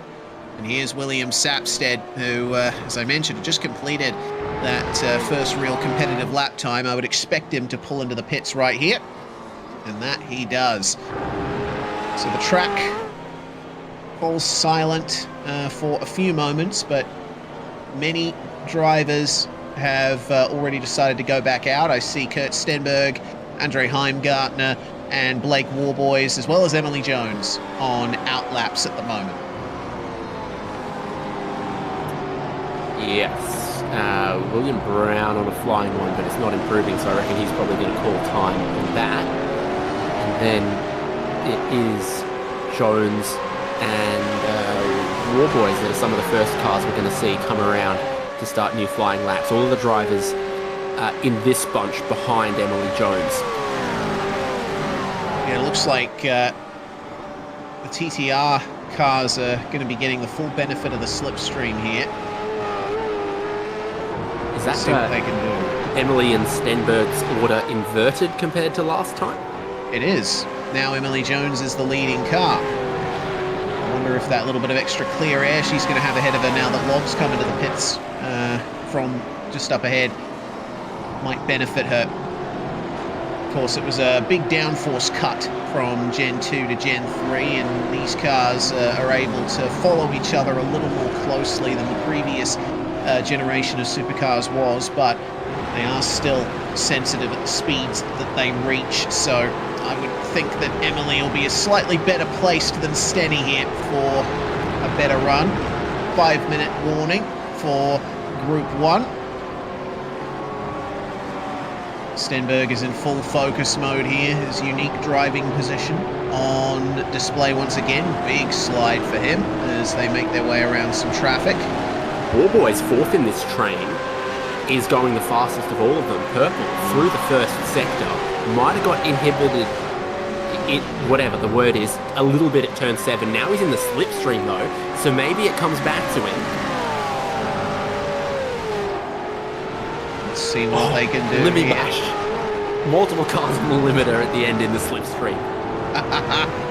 All the speed down the back stretch. Another here. purple from Warboys. Oh, Jones is going in the pits again. That's going to leave Stenberg to complete the lap first, sideways across the line, and that's going to grant him 2 spots up to 8th. Let's see what the time is for Blake Warboys. Didn't count. Oh, it didn't count for Warboys. He got an off track. Oh, it's just gone away. I didn't be able to check the cumulative sectors, but I think it would have been, I'm pretty sure that would have been pole. Oh, that Provisionally, of course, because we're just looking at Group 1, Group 2 still to come, but it was like Warboys has lost a little bit of a golden opportunity. Now Billy Mole's got some purple sectors to his name. He has been a driver a little bit off sequence. I think he was giving that slipstream to Warboys. Yes. Second place finisher in Split 2 was Billy Mole. William Brown bringing it into the pits. We also saw Jamie Dyke pull a 121.7 out. That was good enough for 8th, setting the same time as Stenberg down to the 1,000th of a second, but ever so slightly faster by a couple of 10,000ths of a second. Sam Blacklock starting another lap here, actually setting a PB on that previous lap there, down to a 121.6. Yeah, I've just seen the time for Warboys, and 121.306. Yeah, if it had counted, that would have been provisional pole by about half a tenth. Billy Mole putting down a 121.7. That's going to be good enough for 7th spot. Some very impressive runs happening here in the latter part of this session, despite the track temperature continuing to climb. Delye sits in 12th at the moment. Just about to begin a flying lap. It'll most likely be his last in this session before the checkered flag waves. So we'll see what he can pull out. And just like Pitbull, will show some international love. I wonder if we can call V8SCOPS in general Mr. Worldwide. Well, Gabrielle now on another hot lap here. Nice smooth run across the curbs in Sector 1. Darren Lobb makes an improvement down to a 121.6 for the South African. PB so far for Delye. Throwing it all out there in search of an improvement. Nothing ventured, nothing gained at this stage of qualifying. Yeah, it was a very aggressive run out of turn 5. See if that benefits him. Smooth run into turn 7. Just fighting the oversteer on the way out of the slow corners. On board with the Brit. Car 251 still looking for some improvements. Sits 13th out of the 19 drivers that have set times in this Group 1 session.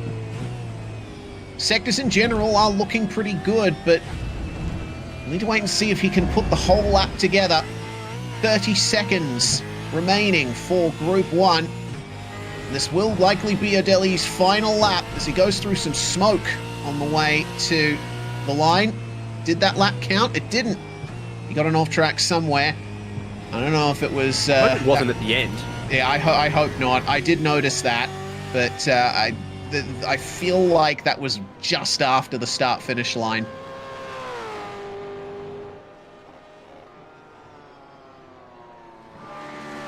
I think Jamie Dyke has gotten in by 2 seconds to start one final lap. Checkered flag is waving now. It started 10 seconds ago at 20 left on the timer.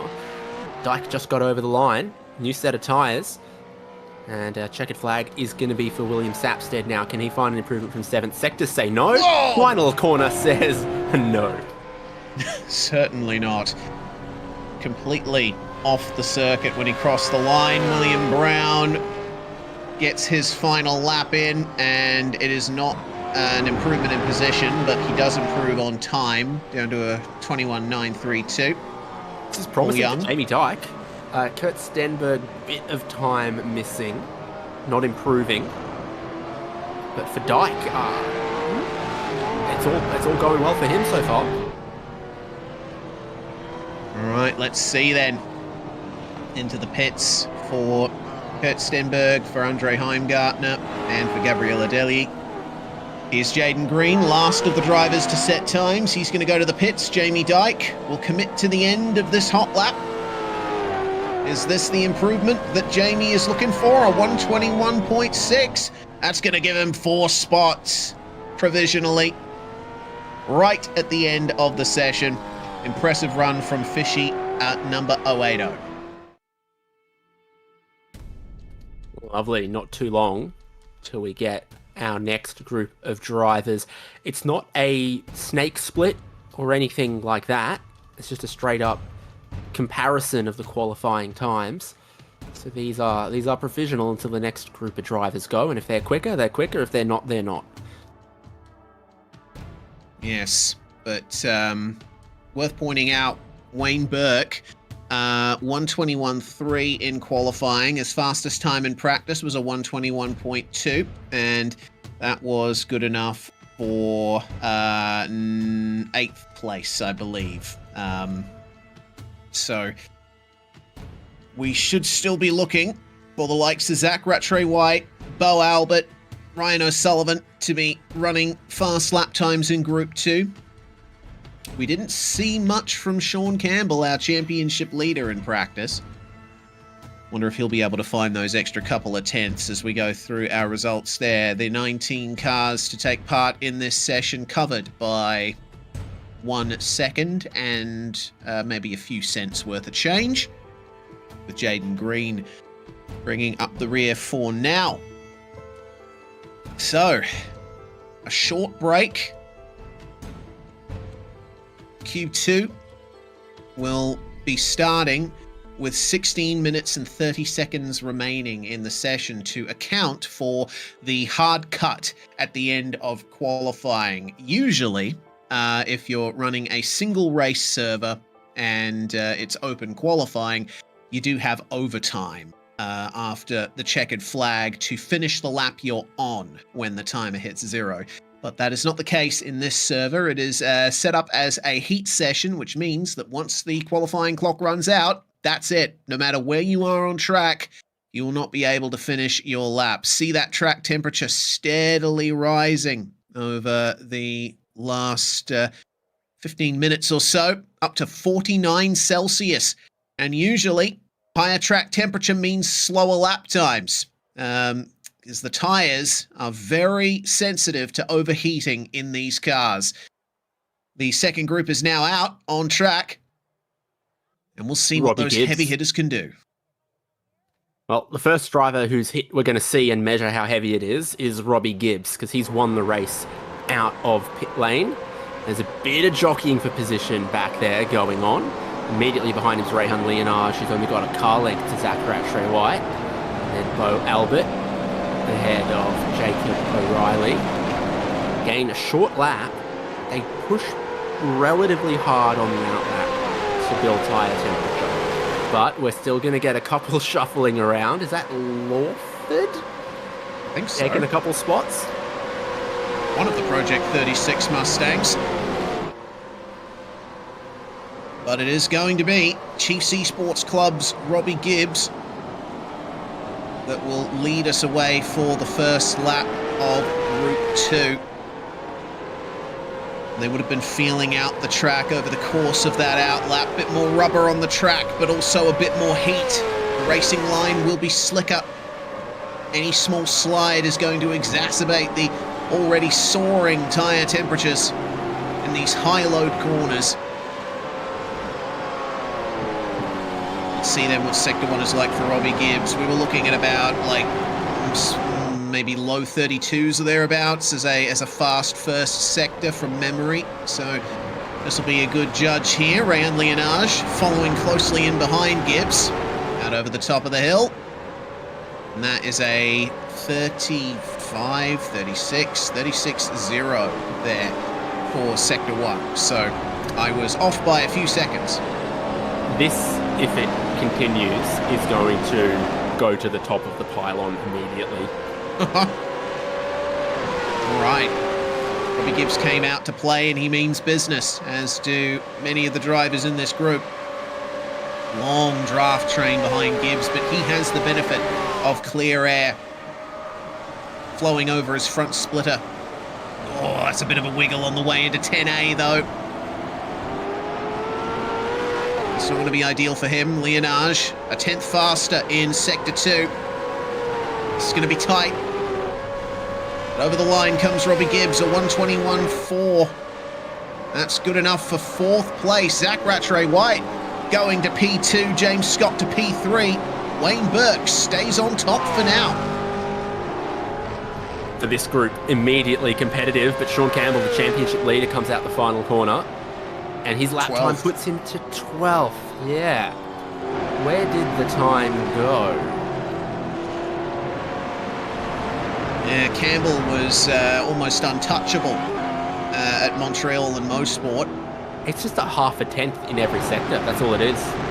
There's no one glaring error. He's 12th, 2 tenths away from provisional pole. He just lost half a tenth through turn 1 to turn 3, half a tenth through turn 5, half a tenth through 6th and 7th, and half a tenth through turn 10.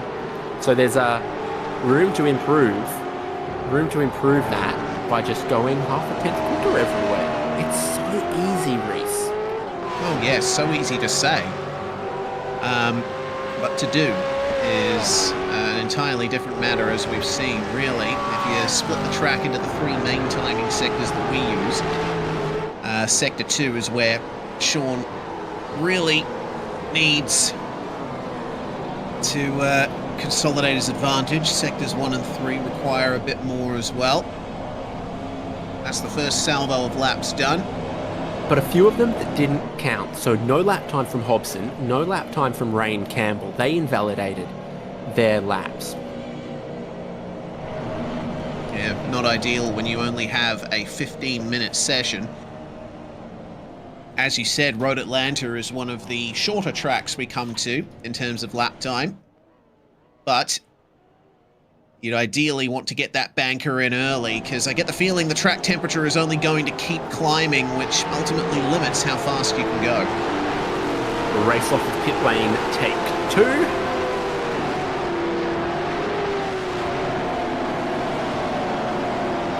It is a slightly different order this time around, so Robbie Gibbs has dropped back into the group. It's Jake O'Reilly who's leading the group at the moment. Very nice livery on this Camaro. Looking almost a bit NASCAR-like. Very nice choice of oranges and reds on the 222 machine for Vermilion Esports. But he's got the Logitech G Orbit Drop Bear Camaro behind him there of Tyson Broad. New title sponsor coming in recently for the Orbit Drop Bear team. And their speed has continued to reach the high level that it almost always has. So 10.5 minutes on the clock. O'Reilly will begin his next hot lap. Currently sits 14th in the session. And that's only 0.3 of a second off provisional pole. All it takes is you know, maybe getting on the power a tiny bit earlier, a tiny bit smoother coming out of turn 7. All of the rest of the lap being the same, and that could be overall pole position. That's how close this field is right now. That's what I'm saying. Just drive 0.1% quicker and you'll be on pole. It's so easy to say. You got a mistake coming off the turn 5 curb there, pulling out of the way in the back of shot. O'Reilly tracking well. Zach Rattray White and Bradley Ratsu get new purple sectors, so we're improving again on lap number 2.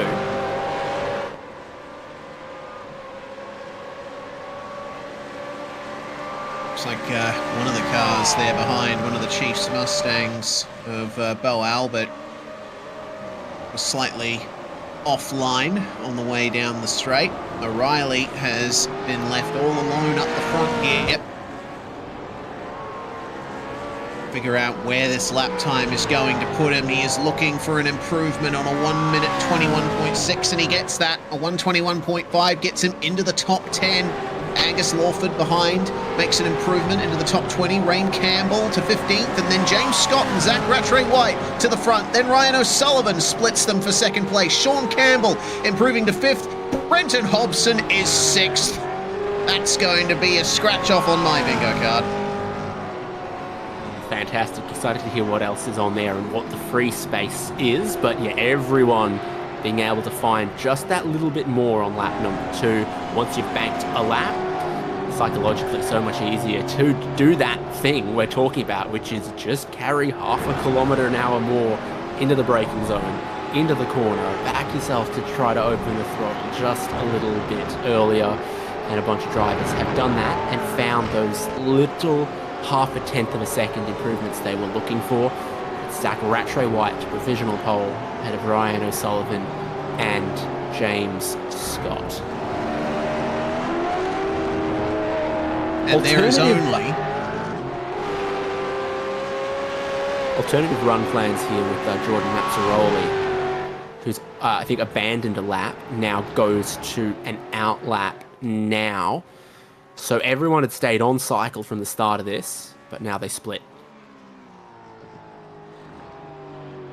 Yes, so I was going to say there's only 0.02 more accurately, 23 thousandths of a second between Rattray White and O'Sullivan at the pointy end of this field, which really makes me excited for the first race, which is going to be an out-and-out sprint, no pit stops required, just racing to the end for 19 laps.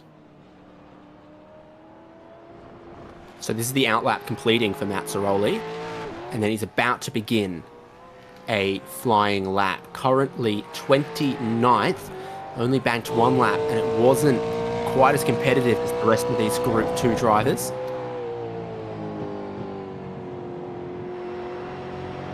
Oh dear. And that's going to be the next train coming out of pit lane, so traffic for Jordan Mazzaroli. This is not ideal. Just wait for the S's though.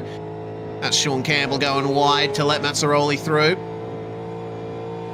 Not as tightly packed a racetrack as I expected on the way down the hill.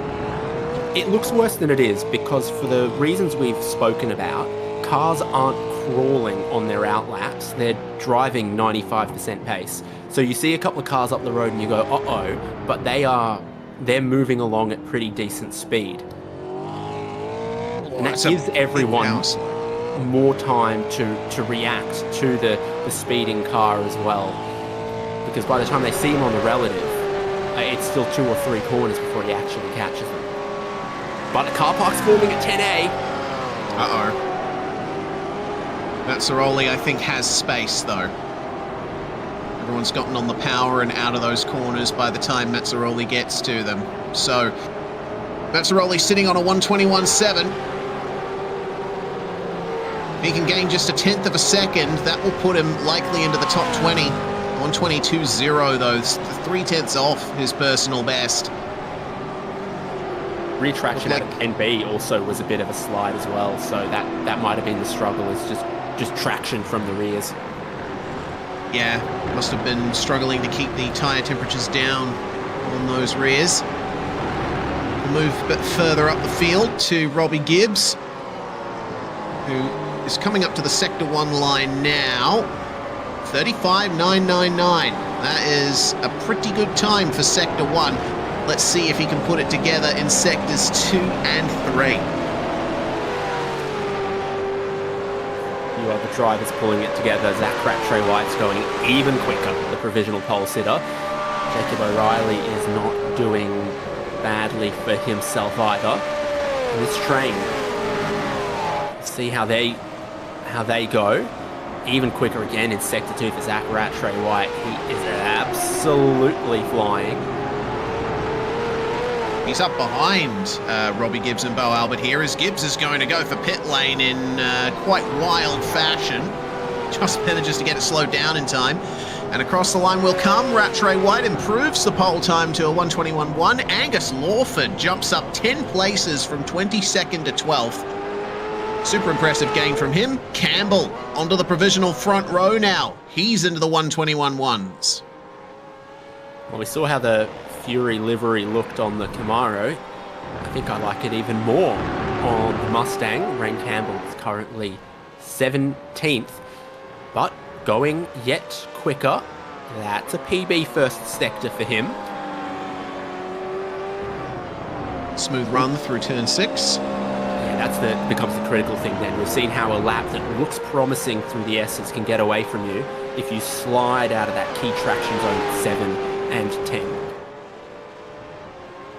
So, here comes Rain Campbell to the second sector line. 27 seconds or thereabouts is what we've been expecting, and it looks pretty much on the money there for Rain. 10A and 10B, the car looks like it's responding well. No oversteer on the exit, but is that because he wasn't pushing? Looks like it. He's evidently not too happy with how turn 6 and 7 went. And so Campbell will have to have one more go at it. 3 minutes left in the session, which is plenty of time to get out there and do one more lap. Rayan Leonage sitting P6 for the moment, 21.4. Can he gain that crucial 10th to start knocking on the door of the top 3? Time's looking good in the first 2 sectors. 121.385. That is an improvement on time, but it doesn't grant him any extra positions. At Sector 1 was pretty gnarly, but then I think as the track gets hotter, it's hurting them more in the back half of the lap when the tyres overheat. They can still attack the first half of the lap, but an ever hotter track temperature is then overheating the tyres towards the end, making it more challenging to bank those laps. And they are beginning in such flying form. Brenton Hobson, it looks like, committing to a second hot lap here. I saw the first sector on the previous lap and it didn't look particularly good. So we'll see if this lap ends up improving any for Synergy number 88. Showing off those suit speed gloves there. Narrow entry into 7, and it looks like his Sector 1 is a little bit off here. See if Hobbo can do it. It looks like he might have pulled out of that one. That might be the last we see of Hobson in qualifying for the moment. Ryan O'Sullivan looking to make an improvement. Sean Campbell off in Sector 1. I don't think he's going to improve on this.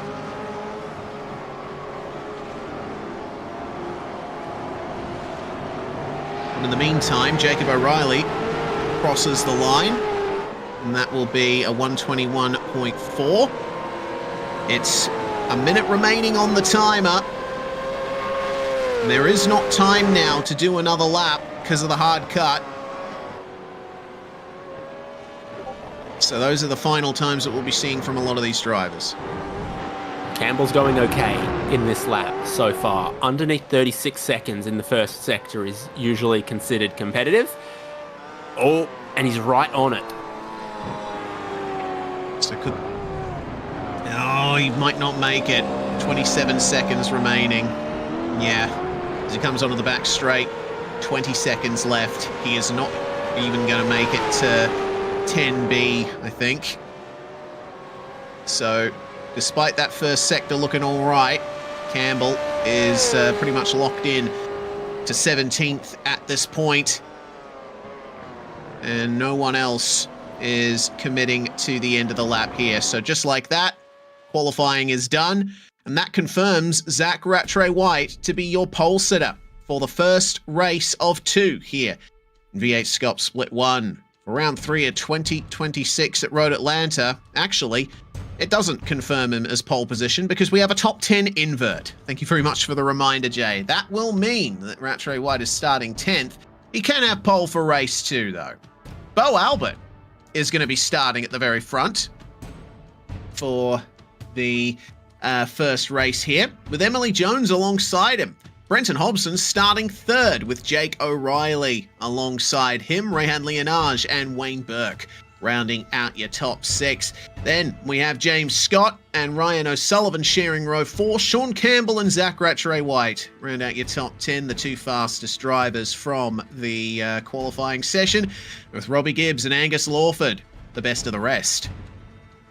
Now we get to the section of our grid that is set in stone. Where they'll start from race 1 is also where they'll start from race 2 outside of the top 10. Hayden Veld in 13th, Lachlan Capel in 14th, Blake Warboys gets 15th, Brad Ratu in 16th, Rain Campbell, as we saw, running out of time to improve, gives him 17th on the grid for tonight's races. Sam Blacklock with 18th on the grid.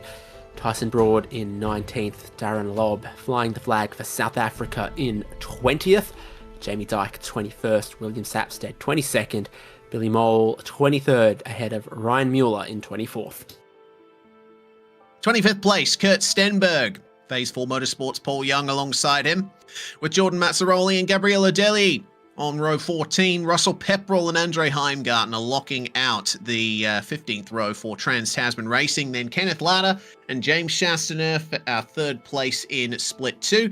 William Brown and Jaden Green, 33rd and 34th. Cameron Jones, the winner of Split 2, not setting a time in qualifying. He didn't go out in the first session. So let's see what he can do from 35th place at the very end of this grid. And what a grid it is at Road Atlanta. Just have a look at this. The very end of the field, starting up at the top of the hill just past the bridge, coming into the last corner.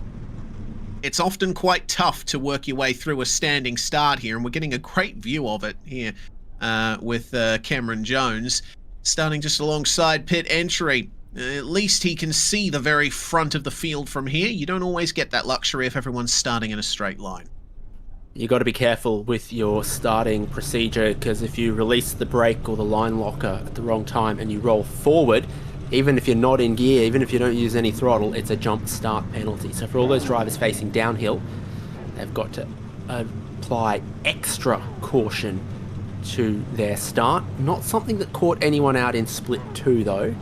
So we've got a promotion system. Maybe if anyone does that here, we should employ a demotion system. Yeah, potentially. Well, confirming that this is going to be Kurt Stenberg's 208th V8SCOPS start and the 243rd V8SCOPS race overall.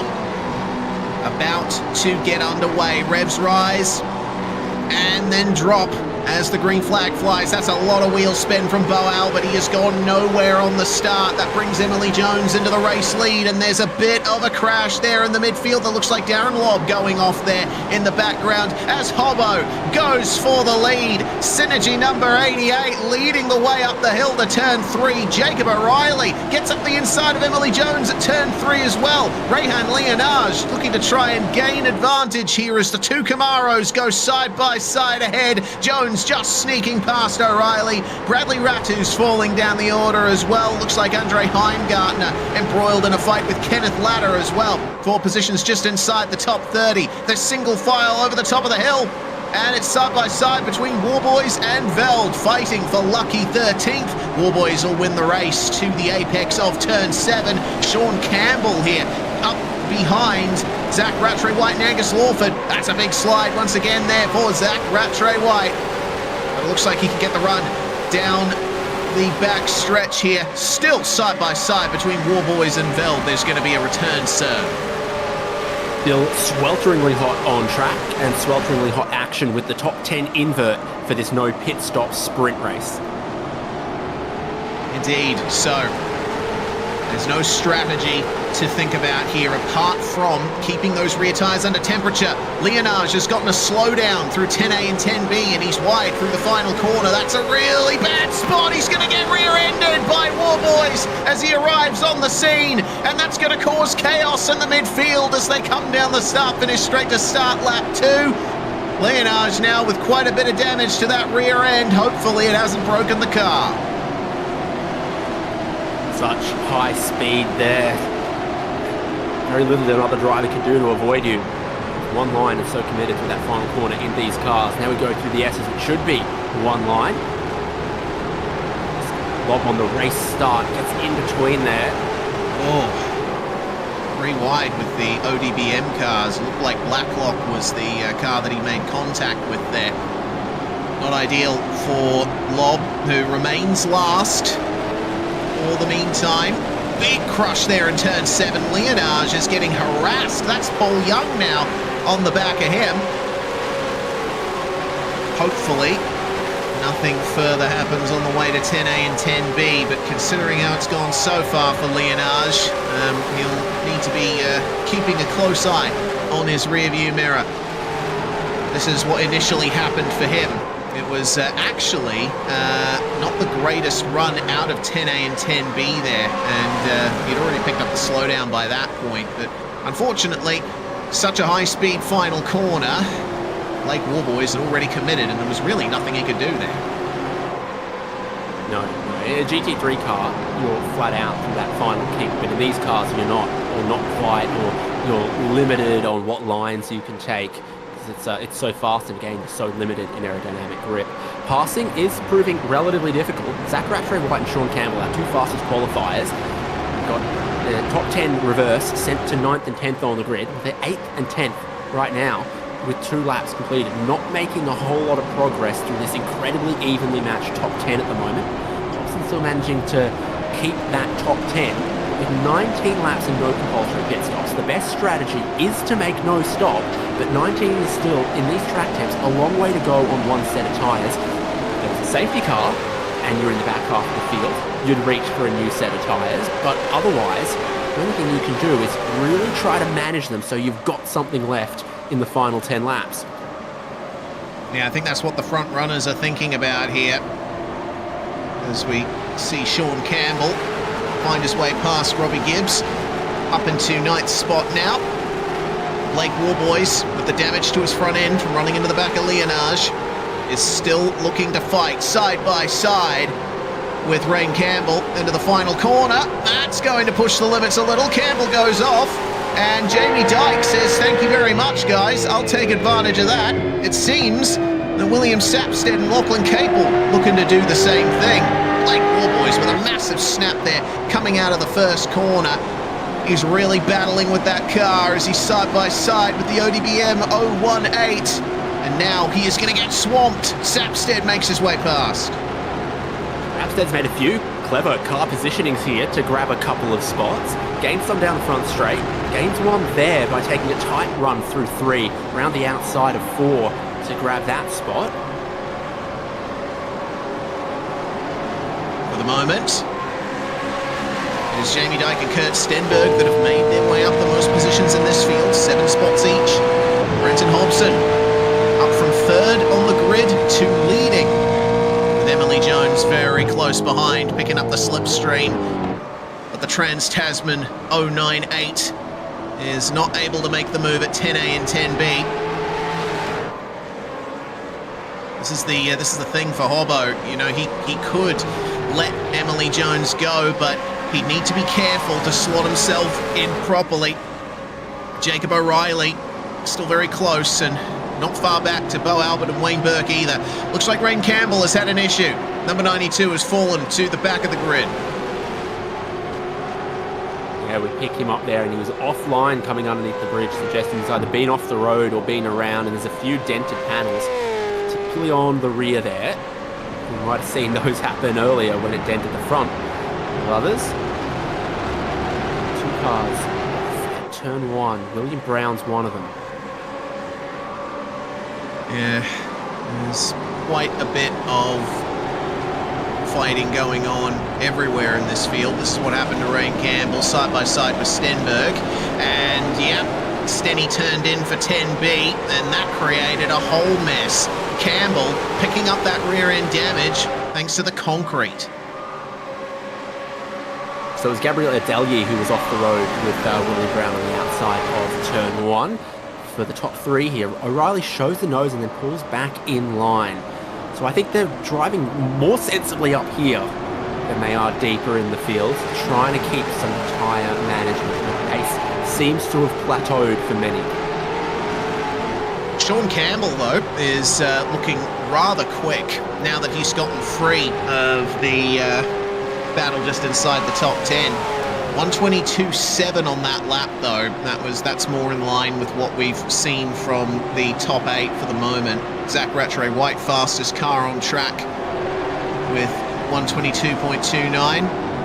Angus Lawford and Hayden Veld on camera and on track, with Lawford trying his best to hold back Tyson Broad and Hayden Veld doing his best to get away. As things stand, Veld is up 3 positions from where he started, and Angus Lawford has gained 1 spot, but Tyson Broad is on the march. He is currently 7 spots up from his starting position and looking to make it another here if he can get by Lawford.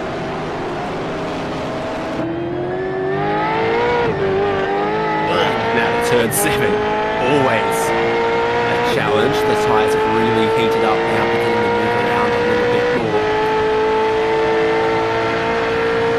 Yeah, it seems like Broad just wasn't able to get the power out. Sticking in the slipstream, though, makes up some time under brakes, so that battle is going to continue raging. I see Bo Albert under pressure from Wayne Burke. Didn't get the best run out of 10A and 10B, but he stays ahead on the way across the line here.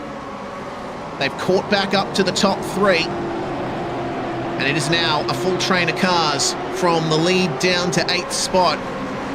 Sean Campbell continuing to make up time on this top 8, 122.6.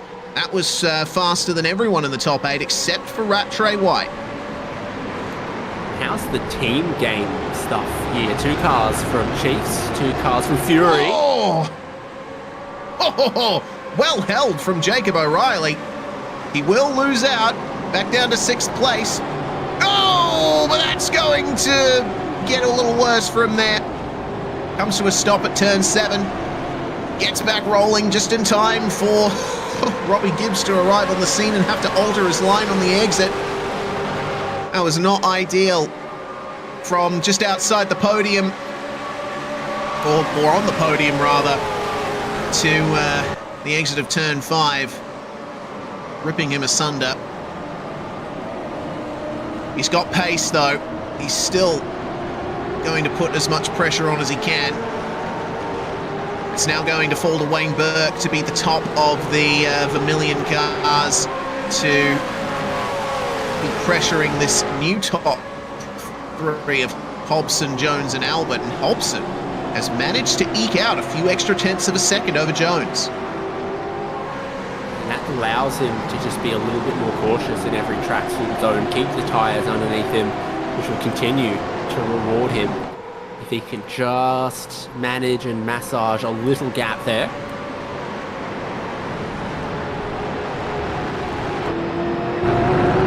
This is a race of survival, so it seems.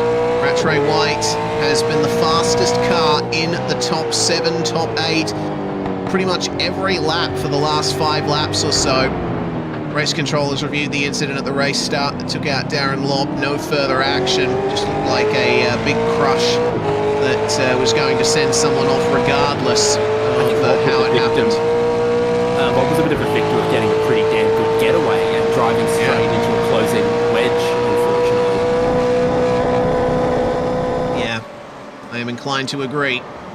Rattray White having a small look at James Scott there. But his teammate Ryan O'Sullivan playing rear gunner as Sean Campbell continues to try his best to get closer. Our championship leader looking like he's quite a long way back from this top 7, but all it takes is one move, one incident to really kick things off in this fight. And I'm sure Mr. Campbell will be right there to take advantage. Burke on the back of Albert is really putting some pressure on Bo. Looked like a little slide out of turn 3 for car 06, but holding strong for the moment. Burke was actually the fastest car in this group on the previous lap, so looks like Hobson is controlling things nicely from the front of this field, but it's not entirely smooth sailing, and he's not the fastest of them. He'll be relying on some moves and incidents to stay ahead. Rattray White has worked his way past James Scott into P5. Meanwhile, Sam Blacklock and Kurt Stenberg, I believe this was on the race start. Oh no, lap 5. Slight contact through turn 1, and that was all fair and good. But wait for turn 3 and 4. Oh, Stenny turns in, but Blacklock was not ready to turn in just yet. And they came together again through 4, and Stenny slips past. Whoa, hello. Emily Jones with a problem out of the final corner. Oh dear, oh goodness. Oh, off they all go. At turn 1, Wayne Burke, Zach Rattray White, and Bo Albert falling outside of the top 5 for all 3 of them. And whatever happened before we cut to that has granted Brenton Hobson a 2-second lead. What a change. And Sean Campbell just slides through, picks up 3 positions. He's the Alex Palou of this kind of racing. It was Bo Albert trying to get it done on Emily Jones at the final chicane. Burke tried to come through, and then there was contact coming across the crest. Pulled out of it, did Wayne Burke, but then in comes Zach Rattray White, steaming through. Again, a closing gap on the way to turn 1. I'm amazed that Rattray White held on to that, but ultimately, it did put Burke and Albert off the road. Take 2. Oh dear. Can Campbell get it done on these 3? Oh dear. Jones with the run round the outside, but Campbell's going to try and go for the over-under. This could go one of 2 ways. Campbell is going to just pull out of it there for the final corner. And that Eclipse Camaro is not looking good out of the final corner. Campbell unable to take advantage. He's trying to play the sandwiches here. So he hung back in turn 10, tried to get a run at them, didn't work. Hung back a little bit there in turn 1, into turn 3 as well. It's like, how's it going to keep this up? And I'll just keep getting clean runs out of these corners, attacking at each opportunity. Eventually, one of them will go my way with the kind of pace I've got in my back pocket. This is a dream for Brenton Hobson. Just 8.5 laps to go. And he's got a 3.5 second lead. It's now James Scott up into second. And Emily Jones is trying to hold on to this 3rd place. Yes, I will correct myself. That's not Zach Rattray White. It's Ryan O'Sullivan who goes wide in turn 7 and allows Sean Campbell through on his right, or just about. I think I'll use that for the free space on my bingo card, David, misidentifying a driver, which is something I do a bit more often than I'd like. It's kicking off ahead, though. Bo Albert, well, actually behind. Bo Albert was making contact with Wayne Burke on the run into 10A and 10B. The move is completed there for Campbell, and Bo Albert just manages to keep Burke behind. That is Zach Rattray White up ahead, and they're all going to come together across the crest. Hayden Veld now joins the party. My goodness, they're all slipping and sliding around, and they're all looking, well, there's not going to be any strategy opening up with a safety car or anything, so I've got to start trying to make my moves. Oh, that was tight between Burke and Albert. The close quarters these drivers race at, I will forever be amazed that they hold it together. This is a really tough race for a lot of these drivers. You can tell that they've all been struggling with these soaring track temperatures.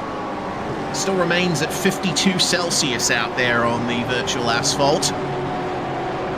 But those tyres are certainly not having a good time. And the same is true for two as yet unidentified drivers that Jay has told us are very close to the incident limit. Make that 3, I am hearing, within 3 incidents of reaching that limit for the drive-through. Burke now on Albert on the racing line, but Albert moves over on him in the braking zone.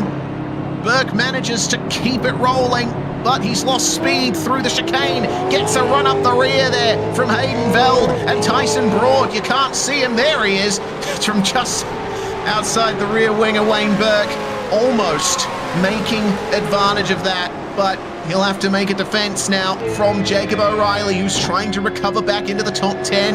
Angus Lawford now will gain the advantage past O'Reilly out of turn 1. Been racing long enough now that marbles are really building up offline. You saw around the outside of 1, it was filthy. It's pretty filthy here. We've got lots of cars out there, a very abrasive hot track, and they're throwing marbles off everywhere.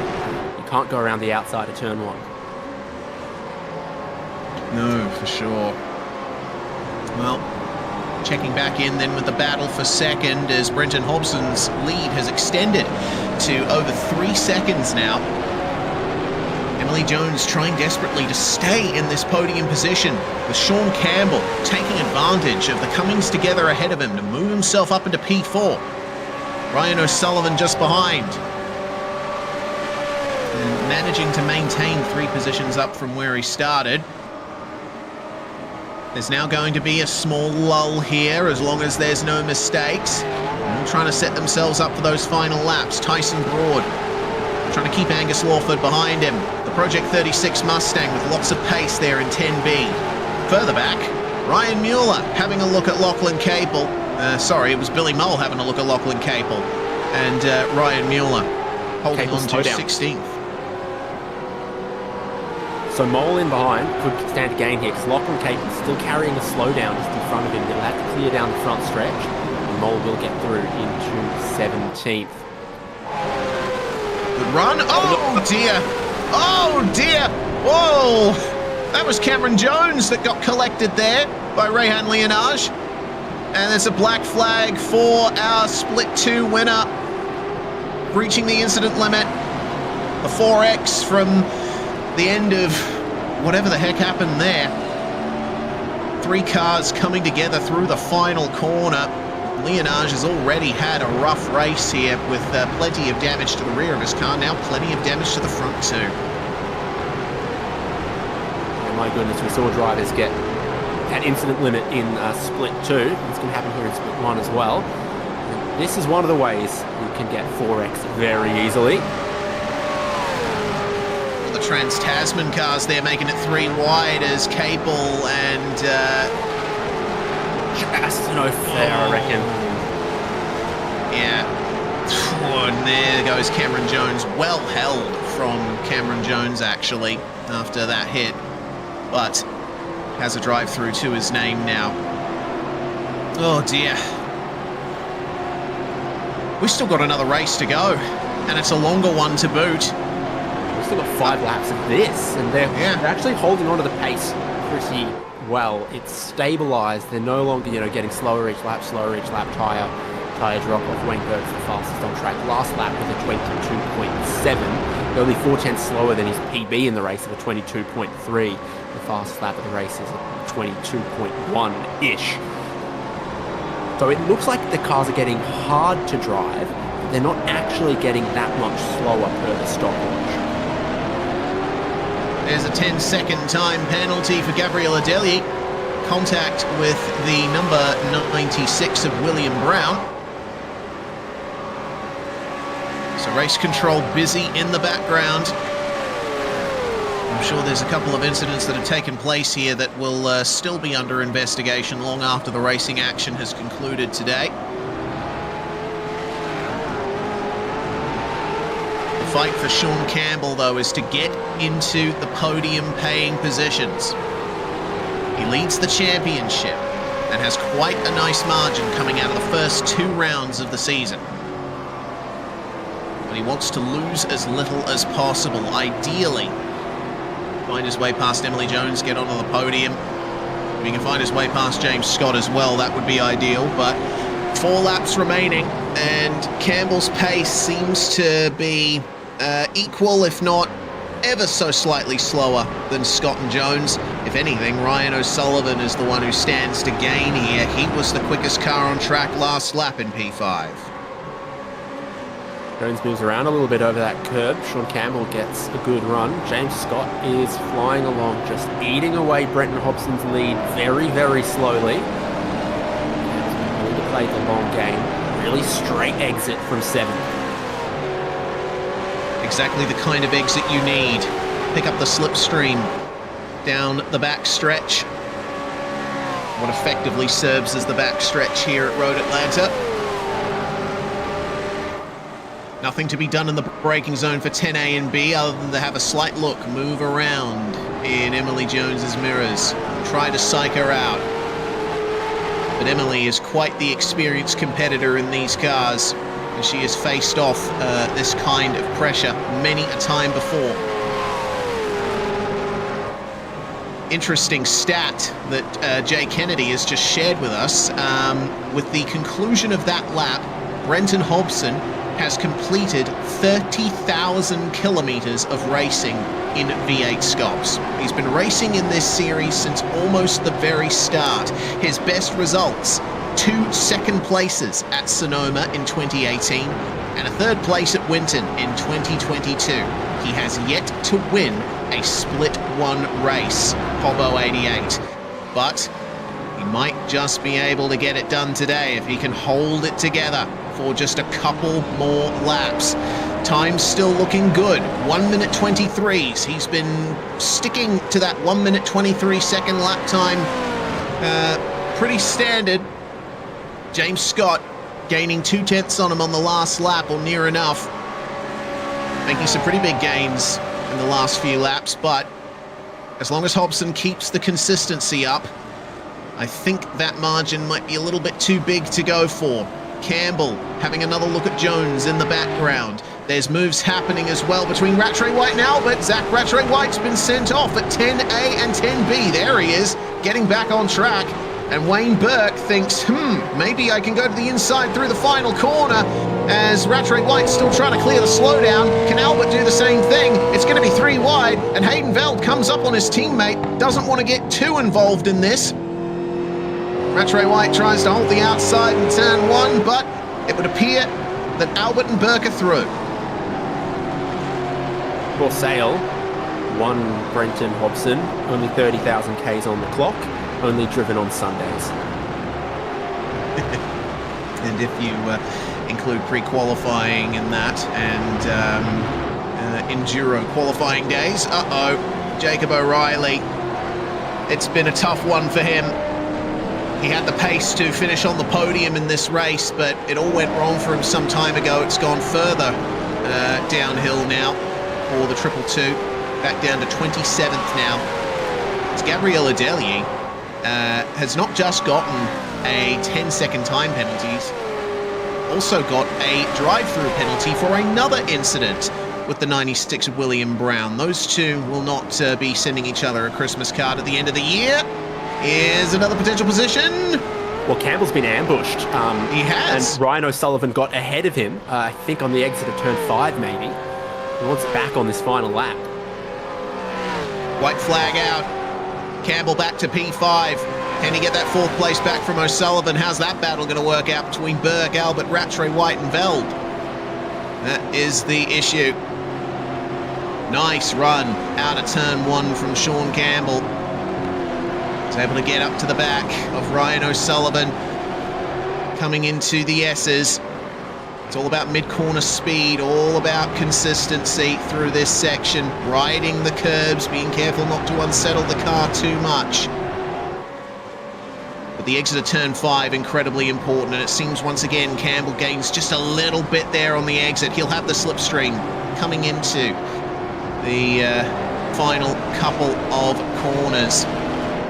But further up the front, I mean, the gap has come down to a second, but it should still be just enough for Hobson to hold off James Scott. He just needs to nail this final chicane and the run through the last turn.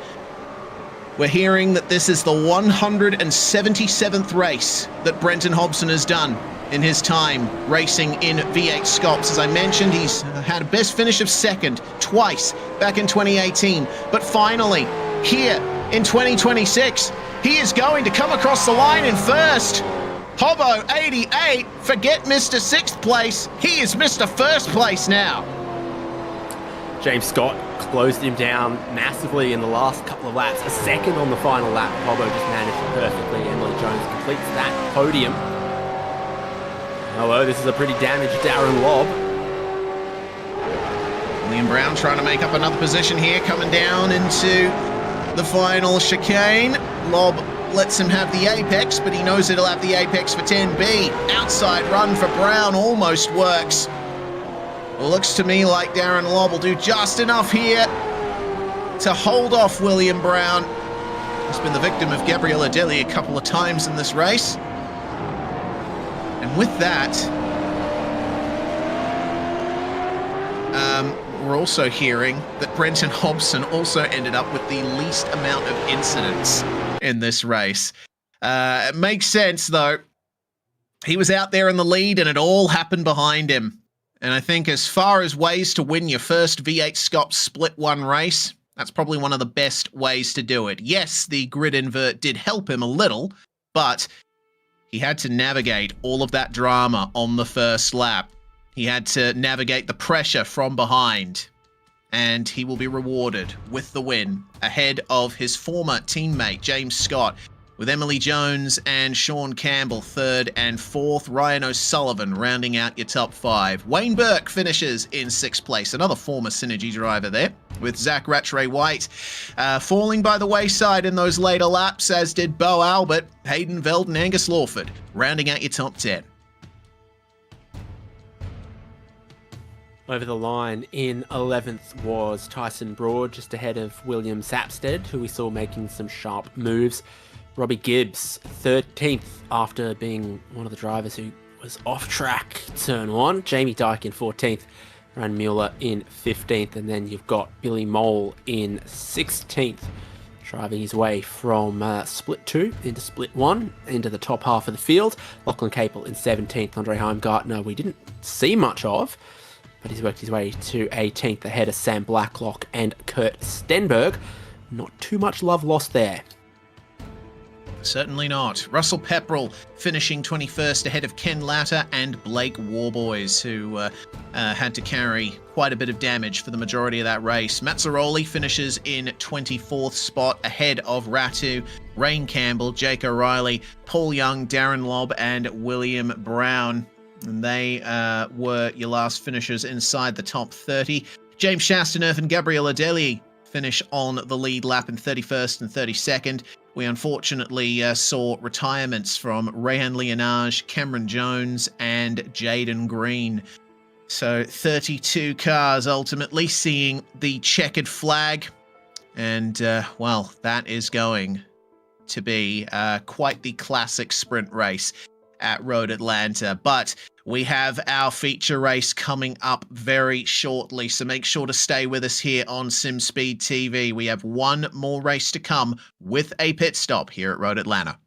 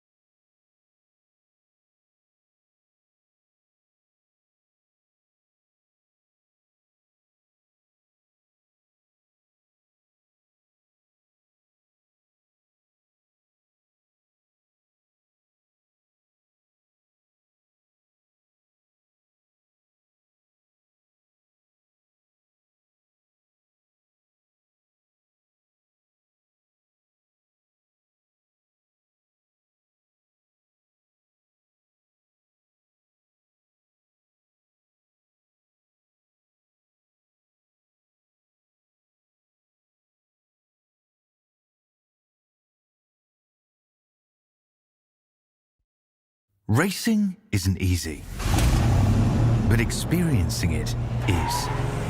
iRacing puts you in the driver's seat with the industry's leading sim racing game.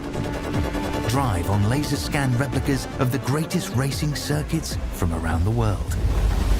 Go head-to-head against other drivers chosen by skill-based matchmaking to ensure competitive racing at every level. Compete across all your favorite series. In officially licensed cars, engineered to deliver the most accurate driving experience possible.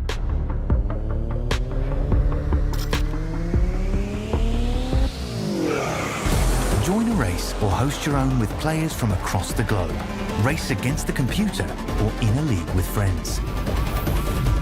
Feel the thrill behind the wheel. Visit iRacing.com.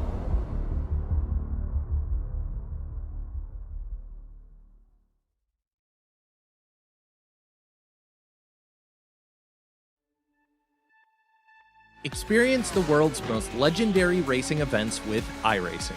iRacing special events allow any member to compete in full-length multiplayer races based on some of the biggest events in motorsports all year round. Compete in virtual endurance races, such as the Daytona 24, Spa 24, and the Nürburgring 24 Hours. Take on some of the toughest races on the NASCAR schedule, such as the Daytona 500.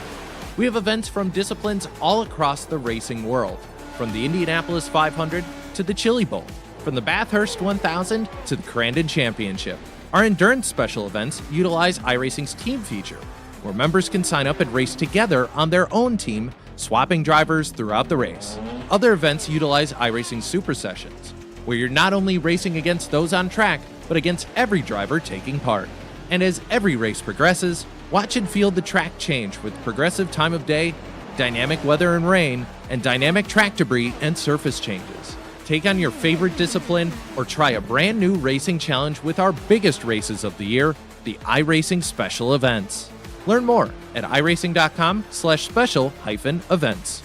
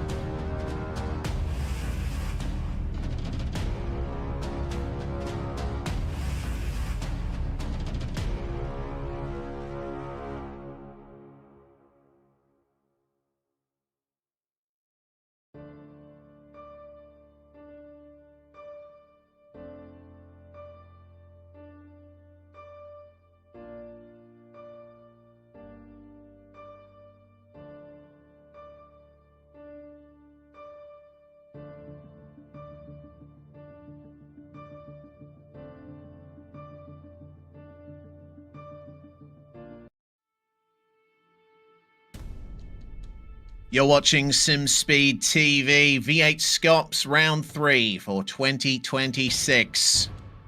We have a new name to add to the winners list for Split 1. Brenton Hobson finally breaking his victory duck after racing 1.75 times around the circumference of the Earth in terms of distance in order to get that win in race 1 here in Split 1.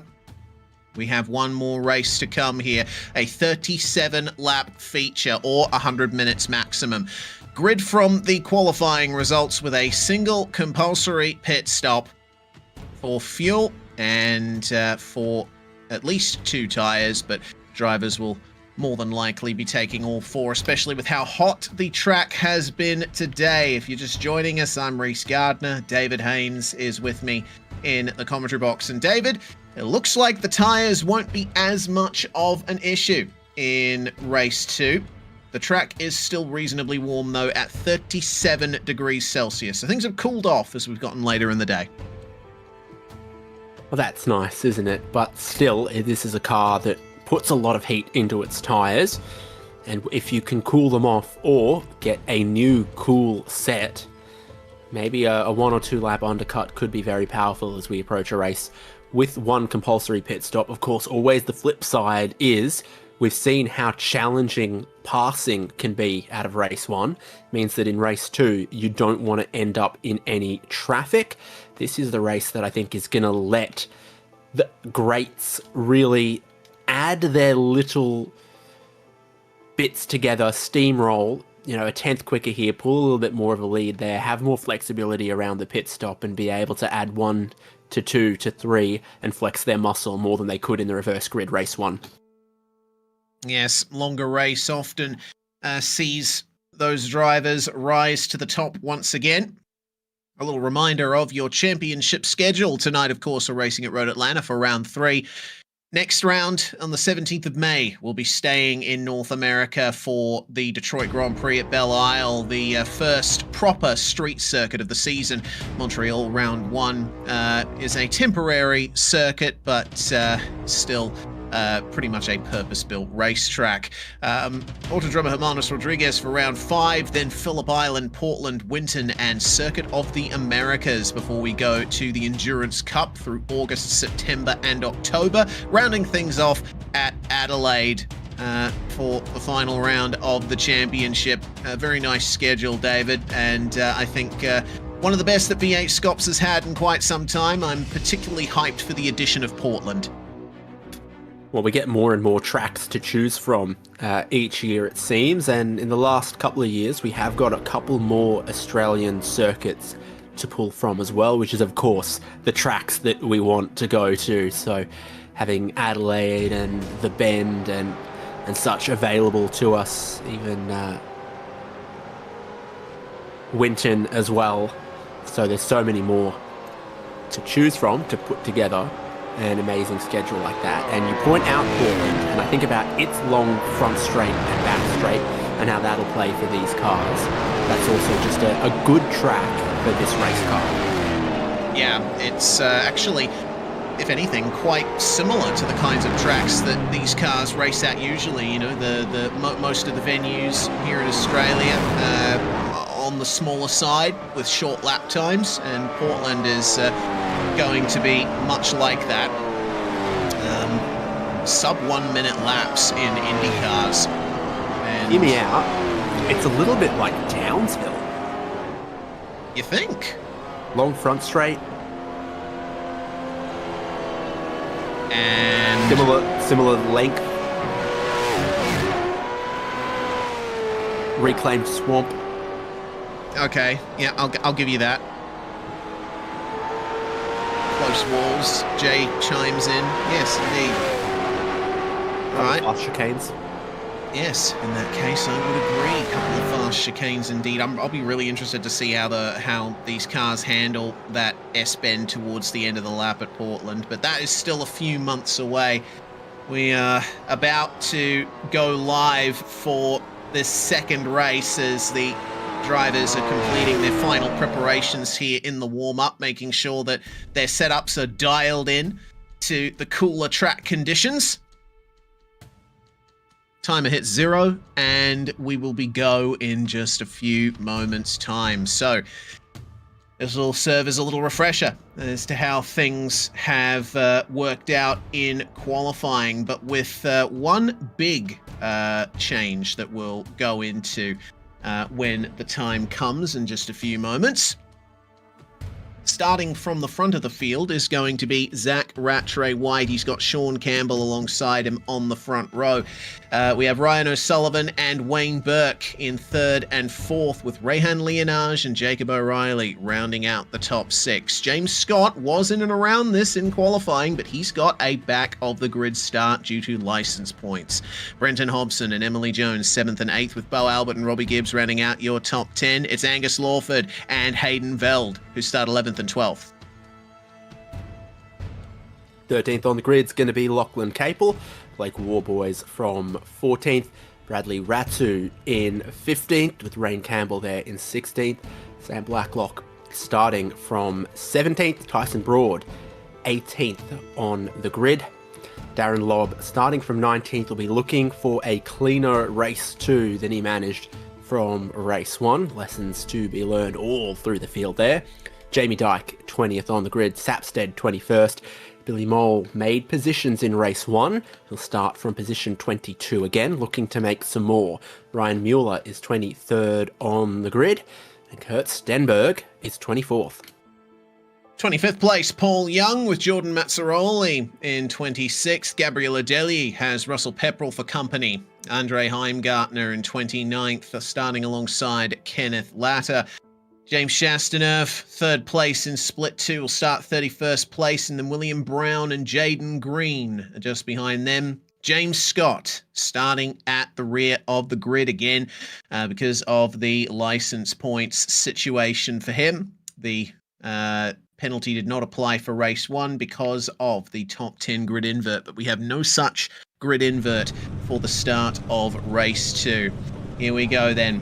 Zach Rattray White going to be taking point at the very front of this field, and he has got the championship leader coming into this round, Sean Campbell, right alongside him here for the race start. Revs will rise. It looks like Rehan Leonage is not on the grid there, but the start is go, and it's an incredible getaway from the Vermilion Camaros of Jacob O'Reilly and Wayne Burke. Burke's going to get into second place ahead of Campbell. Coming into turn 1, O'Reilly sitting behind. It's side by side between Ryan O'Sullivan and, Emily Jones and race 1 winner Brenton Hobson, as the Chiefs Esports Mustangs fall into line behind them. Darren Lobb managing to get a nice clean start. That will be very good for him after the horrors of race 1. 2x2 further down the field as they struggle to get the best run possible coming out of turn 5. Rattray White in the lead by 0.6 of a second by the time they get to turn 7. Sapstead super defensive there, but he's already made 5 spots. One of them from Campbell not taking the grid. He is now going to get shoved wide on the exit of 7 by Sam Blacklock. A split forming between the top 15 drivers, and a ferocious battle for 16th and 17th. Perfect getaway from Zach Rattray White. Looks like some teammates trying to bump draft each other there from Chiefs. Yeah, Albert and Gibbs trying to work their way past Emily Jones to get further into the top 10. But Jones will have to become the filling in the sandwich for the moment as Bo Albert breaks away and gives chase to Hobson. Angus Lawford, Hayden Veld, Blake Warboys all there, looking to take advantage, and it's confirmed Rehan Leonage had to manually disconnect. Not entirely sure what the issue was for Rehan, but he was in a really good spot on the grid. That is going to sting. Fortunately, we still have drop rounds to take into account over the course of the season so far. So halfway around lap 2, we have some pretty big gains from James Scott, again starting 34th and last, up to 26th now. 8 spots gained for the 2024 champion. A little bit of space for the top 3, incredibly compressed through the rest of the field. Brenton Hobson just in behind O'Reilly and O'Sullivan. Warboys finds himself in the middle of a group here. He's made 2 spots so far this race. Here comes the run into 10A and 10B again. Warboys with a nice slipstream. He'll catch up a little to Hayden Bell, but not quite enough to make a pass. It's after the first couple of laps are done and everyone's settled into their rhythm that they really start to push. Fastest car so far, Wayne Burke, 121.9. It's some pretty solid pace at the front of the field here. Lap times, of course, are faster because of the slightly lower track temperature. Yeah, and look at the long shadows we've got racing into the late afternoon as well. Weather has now got that 34 degrees on track. Wind picked up just a tiny bit, but there is no rain really to be seen on the radar or on the longer range prediction. It's about slick tyre to slick tyre in the one compulsory pit stop that they've got to make. We're within the CPS window, but I don't think we're within the fuel window, so multiple things to balance up via strategy considerations. Still a half a second lead for Zach Rattray White. Wayne Burke has got Sean Campbell getting just a little bit closer to him. Yeah, Campbell looking good for the moment. He's put some distance between himself and O'Sullivan. But that lightning start from Wayne Burke has put him in a fantastic position as well. And he remains one of the fastest cars out there. End of lap 3, I can see James Scott's just made a move on Kurt Stenberg. That makes it 10 spots gained then. Car 088, his next target is going to be Paul Young. With that super committed final corner, colleagues going into turn 1, it's also a little bit blind. You can't see the exit curb till you're already in the corner, and then they're going uphill. You want to stay right a little bit if you can to get a good angle into 3. And he slips a bit wide. Yeah, it's not ideal. From behind, or did he just get in hot? I will confirm that, but that can happen if you get in hot. It looked like a late turn in. You really got to angle in early for turn 3, and keeping an eye on the my replay, it looks like Scott did it all by himself. Yeah, it's the converse to what you were talking about, braking into turn 10. If you're going over the crest, the car gets a little bit lighter rather than a little bit heavier just there, and then also maybe plucking it down, shifting in an opportune time, or getting tiny bit of a lock-up. He'll dust himself off from that, but it's stymied his attack on Young just for a moment. Yeah, it certainly has. Well, down to 10A and 10B again. This is going to be where the run begins again. A good exit from 10B sets you up for almost half a lap here. If you can keep the momentum up through the final corner and up the hill out of turn 1, you could get it done. Moving a bit further up the field, from first place in race 1 back to 6th, and keeping the meme alive for Brenton Hobson. That would have been an off track for sure from Bo Albert just behind him. Bo very aggressive over the curbs in the first sector here, and as things stand, the top of the Chiefs Esports Club competitors. Hobson not having the best of runs out of turn 5 there, and it looks like a bit of a schism has formed between the top 5 and the rest of them. Robbie Gibbs not sure whether to attack Jones or wait, and ended up settling for waiting. And just too close through 6 and 7 to get a good leap and exit, but you have to, because then there's another driver just a car length behind you, another driver a car length behind them. You can't hang back to try to attack the driver in front of you, lest you then get attacked by the car behind you. Yeah, close quarters at the start of any race in these cars, and any small mistake you make is amplified with no space to slot in the pursuing pack.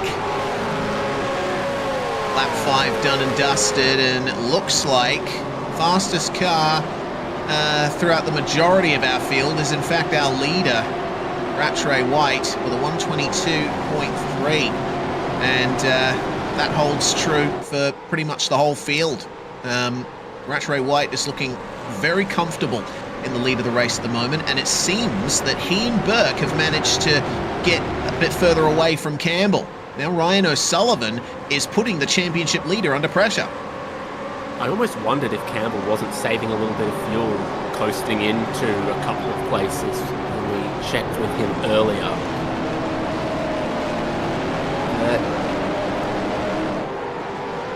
That was the perfect line through turn 7. Tiny bit wider than he might have wanted. I mean, this has been Campbell's strength, though, isn't it? He's able to keep it tidy. That's been what's really given him the result in the first 2 rounds of the championship. And if you're thinking long-term, consistency wins championships. And Campbell can play to that strength very nicely. Hobson's making a good name for himself here as well.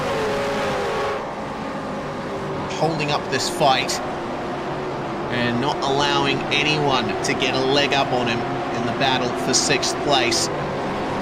Still managing to run with the top guys, and his pace is pretty much on par with everyone behind him for the moment. Yeah, just worry about a tiny schism opening up forward of him to Jacob O'Reilly in the top 5 getting away, and then captain 6th place leading his row of cars here. So this is a section of drivers that are still running very similar order to how they qualified. You need to look a bit deeper in the field of this train to find any big movers. Oh, hello. Different line there between Campbell and O'Sullivan. Just a little. But ultimately, working out still in the favour of Sean Campbell, who stays ahead. A bit further back in the field, meanwhile, Jamie Dyke, the next car to be dispatched by James Scott as he steadily marches up through the order. On the verge of breaking into the top 20. Got Billy Mole and Ryan Mueller up ahead. Something like some personal bests being set in this sort of lower half of the field. We switch back up to just inside the top 10. Robbie Gibbs looking at P8. Emily Jones, one of the only cars in the field to still occupy the same position they started in. Gibbs is really wheeling it over that curb, the exit of turn 5. These Gen 3 cars, they do slide around a bit more than their older counterparts. And turn 5, exit at Road Atlanta, is one of the places where I think a car's traction and ability to stay stable is tested the most. In the slipstream, some drivers have been hitting the rev limiter in 6th gear. That's 7,500 RPM here in 6th gear, and you can see, yeah, just before the braking zone, Robbie Gibbs gets there. And I think he even just nurses the throttle a little bit to avoid getting into the limiter too much. Because at this stage of the race, that's just wastefully burning fuel to go absolutely no further, to go limmy bash. Yes, and limmy bashing when you start downshifting is far from ideal. That's what ended up taking out Dylan Gray in the Split 2 race earlier. Got to be very careful in the braking zone for 10A and B. Battle is closing up a bit here. Hobson keeping Albert behind him, but Emily Jones under more pressure from Robbie Gibbs just behind them. And out of these drivers, I mean, you can't really pick any of them with an advantage. They all ran 122.6s on the last lap. Throw Angus Lawford and Hayden Veld in there as well. They're all setting basically the same lap times to the 10th of a second. There's nothing between them at the moment. Need to try and pressure a mistake in order to get your result at this stage. Yeah, so in the draft train, you can hold your position relatively easily. You just don't want to have a mistake that throws it away, throws away a bunch of track position that you'll find very, very difficult to get back. So for drivers like Hobson, they're trying to drive at 99.5%, to not make any mistakes, but the drivers behind, they also see slim chances of a banzai overtake, and they're also just holding back a little bit in this early stage before the cat will go amongst the pigeons once we see the first pit stop, and then drivers will need to consider what sort of an undercut they need to defend against versus holding to an optimal strategy of running a bit deep. Yeah, and I get the feeling that the drivers at the very front of their respective packs will be the ones running longer. That's usually the pattern we see emerge. So I would expect Hobbo and Rattray White at least to try and extend their stint a little further. On board with Sean Campbell, looking back at Ryan O'Sullivan, who's been keeping that pressure up very nicely. Only about 0.2 of a second between these drivers. 0.7 of a second separating Campbell from Burke up ahead. And have a look at that. It seems that O'Sullivan lifted out just a little bit himself. I didn't quite hear if Campbell was lifting and coasting into 10A and B. Leader has a slowdown.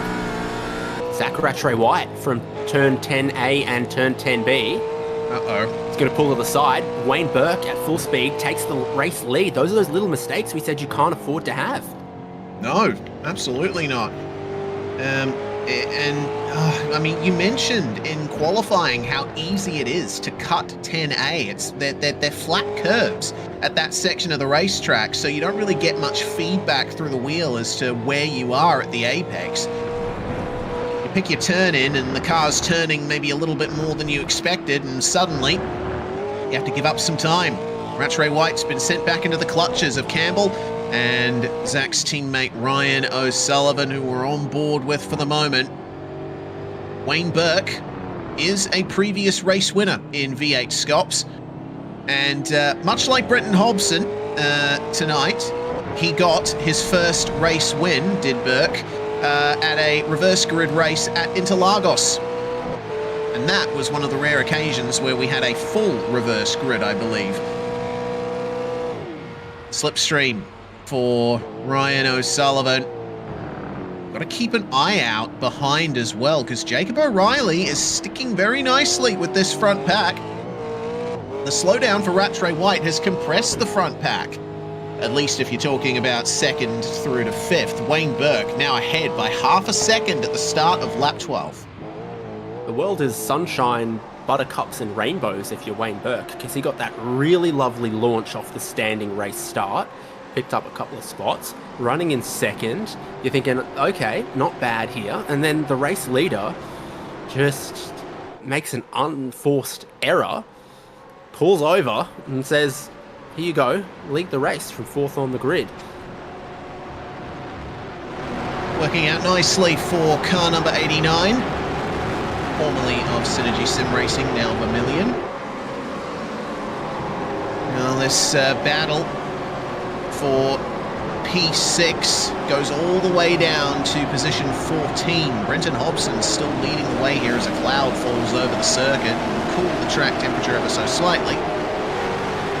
Bradley Ratu is now bringing up the rear of this fight. We are focusing on Hayden Veld, who's chasing Angus Lawford for the last position in the top 10. Lawford not interested in searching for the slipstream off the back of Robbie Gibbs. If anything, it looks like he might be blending slightly defensive there on the Eclipse machine. Angus has had some pretty good form in this race so far. Change for position further back for P16. It looks like Sam Blacklock has found his way past William Sapsted. And Darren Lobb has too. Sapsted, after picking up a couple of spots early, is now going to lose 2. So I wonder if maybe he had an issue exiting turn 10 or some such, because now he finds himself dropping 2 of those spots that he had. It was a good start to race 2 for Sapsted. As you said, he made some pretty smart decisions in those opening laps. Now long-run consistency is going to come into play. Well, you maybe start fast at the start of the race. It actually looks like Sapsted ultimately did this to himself here with a move on Blacklock at 10A that did not work out, and Darren Lobb was right there to pick up the pieces. Yeah, little mistakes. Loose positions that are very hard to get back. You're just trying to carry every little advantage until you get to where you feel your pit stop window is, and when you want to make that move. And 13 laps done, 24 to go. Must be really approaching a point where a couple of drivers think it's worth the gamble. Yes. Replay incoming for Russell Pepperell, who is our second retiree from this race. First being Rehan Leonage for unspecified issues at the start, but Pepperell blowing his engine on the way into 10A and suffering the same fate that Dylan Gray suffered in Split 2. But unlike Gray, Pepperell was able to get it over the crest and into pit lane. Enjoys the soapbox derby on the way into pit lane, although hesitate to say enjoy. A bit of cloud cover comes over, so this isn't, late evening sunset. This is actually cloud cover coming across on this partly cloudy afternoon. It's going to cool the track off a little bit, which was already in a slow decline. Sapstead wide there again, but Wayne Burke leading the race 3/10. And everyone in his train here, I think, is also just managing their fuel, like you've seen Campbell doing, like you've seen O'Sullivan doing. Zach Rattray-White doesn't seem determined to hurry his way back to the race lead now that Burke is leading. So they're in a holding pattern strategy-wise. And that's another position for James Scott. In a bit of a hurry now, working his way past Sapstead. Now up to 18th spot. A safety car would certainly help out James Scott. There's a change, meanwhile, for P7. Emily Jones back ahead of Bo Albert, but that's a big slide on the exit of turn 1, which causes Albert to check up. Robbie Gibbs, though, his teammate, first on the scene, cottoned on to what was happening and avoided making it a bigger incident. Emily Jones is apparently having a bit of trouble keeping the rear end under control there. She actually ended up getting past Bo Albert after Bo had a slight off there at the final corner. But it's white knuckle stuff in these cars at these speeds. It was, there was an attempt there by Albert to make it an over-under, but Jones, intentionally or not, covered that off.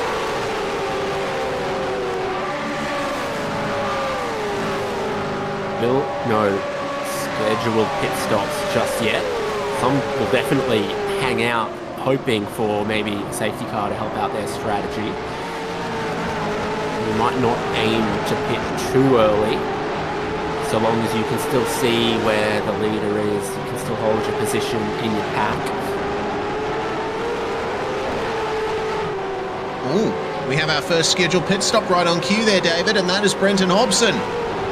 I was expecting him to run longer than that, but maybe he knows something we don't. 15 laps completed. He's going to get good clean air, to be honest with you, because the pit delta becomes so large, the pace between everyone is so close. The whole field goes past, and he'll be just on the opposite side of the racetrack to the 25 seconds that covers the top 30 cars. So Hobbo is going to get a sweet, sweet piece of Road Atlanta all to himself, and a new set of tyres. Yeah, and he'll probably get the mother of all undercuts if everything goes his way. We've had some information from head administrator of V8SCOPS, Dan Yeaman. He says the fuel tank range is expected to be about 28 laps, so the critical lap was back on lap 9 or 10 or thereabouts. So anyone who pits from now will easily be able to make it to the end. Side by side, James Scott past Sam Blacklock. And I just saw Lachlan Capel jump up a few positions. I think that's because he ran deep at 10A. I saw that telltale puff of gravel. Angus Lawford, the next to come into pit lane. It looks like we're going to be seeing more drivers from that battle for the top 6 pack. coming in. Here's what happened to Cable. Just a bit too deep there, and it looks like he pinched the left front. Well, he was about to drill Blake Warboys, I think it is, and he decided, I'll just straight cut this rather than go into the back of the car in front. So he got in fractionally too hot, but then the presence of another car there meant he had to swerve to avoid and took that big and painful cut. William Sapstead still in the trenches here. 18th place for the Rapid Theft, number 81. And I want to draw your attention to the race lead, because Wayne Burke does not have the advantage over Zach Rattray White that he was enjoying before. Last few laps, Rattray White has been right on the back of the Vermilion number 89. He's been having those looks in the braking zone, but clearly lifting off a little earlier on the way in. I think that Rattray White is setting up for something different here on the strategy. Sean Campbell certainly is. He's the next car in. Yes, indeed. So if you're playing holding pattern, you can just sit 3 or 4 tenths behind, but if you're coming towards a pit stop, you've really got to close up every little margin and gap. Someone, and it might be Warboys, has just cut that turn 10 again as a flurry of drivers come in 2 laps after Brenton Hobson opened the floodgates. We have currently 7 cars on pit lane. Campbell, Albert, Ratu, Cable, Broad, Rain Campbell, and Gabriel Adeli has also made his way in. Now, here's Hobson, who's already completed his pit stop, and his tyres will be more than up to temperature and pressure now. We'll see where he comes out in the midst of all of this. Pit stop complete for Sean Campbell up the front, 15.5 seconds. Playing 15.9 for Hobbo. He is going to come out ahead of Bo Albert and just a few seconds behind Campbell. That was a very well done pit cycle from Hobbo. First flying lap was good too, at a flat 22, it made him the fastest car on track, 4 tenths faster than the rest of the Wayne Burke. So it seemed like there was sort of about a half a second of tyre undercut to be had there. Make that former race leader Wayne Burke. Rattray White just put the move on him at the chicane. And in comes Ryan O'Sullivan in response to that. O'Sullivan from P3. So now that is your running order up the top. Jacob O'Reilly having a much better run here in race 2 than he did in race 1. Here's how the move was made for Zach Rattray White. It was a textbook pass. Well, almost. A little bit of contact on the way through, but Wayne Burke ultimately let him have that one. But it's coming undone for Robbie Gibbs, because we talked about where those yellow cones on pit entry are now. Gibbs was going too fast, speeding on pit lane. It's a big hole that basically dropped into the last of the running cars, I imagine, which is a real shame. Outside of that, so many very equal pit stops, basically all of them 15 or 16 seconds, no big outliers one way or the other. And there's the pit entry for Robbie Gibbs, and no wonder he was going too fast. The car was getting away from him down the hill, and all 4 wheels were locked going past the cones. How's that lap from Angus Lawford, meanwhile? Fresh out of pit lane and into the 121s for the first time in race conditions. That's pretty fantastic there. Jordan Mazzaroli also going very fast too, 121.8. So the leaders have to come in now just to cover off that pace that the drivers further down the field have been setting. This is the downside of staying out in front. Yes, you have clear air. You have the ability to sort of prejudge what's happening behind you. But when the other drivers behind are making their gains, you have to respond. Now this lap time could be one to watch, could reset the fastest lap of the race. First flying lap for Sean Campbell in clean air on a new set of tyres. Oh yeah. Look at that. You betcha, a new fastest lap of the race, 121.5. Bo Albert kicks in though. Okay, we are flying on these new sets of tyres. It's just 2 or 3 laps, gives you a great undercut. Bo Albert has been racking up the off-tracks and the incident limits, so while he did a 21.4, it doesn't count for the fastest lap of the race, but it'll still count for a sweet little undercut. working out nicely. Wayne Burke, meanwhile, still out in front, and surely he'll be coming into the pits soon, but he actually stays out another lap. Looks like Berkey is playing the long game here, as is Emily Jones, Sam Blacklock. The battle between Sapstead, Lobb, and Mueller for P4. Is there going to be a run to pit lane here? No. They're looking to try and, I think, do the inverse of what the others have been doing. We do have a couple of takers to pit lane from this pack, though. Billy Mole and Jamie Dyke from just inside the top 10 as it is at the moment. Here comes the Eclipse pair. Rattray White and O'Sullivan chasing Sean Campbell. Rattray White with the freshest tyres of the trio. Hobson and Albert will easily gain those 3 positions off Dyke, Mole, and Ryan Mueller, who also jumps into the lane.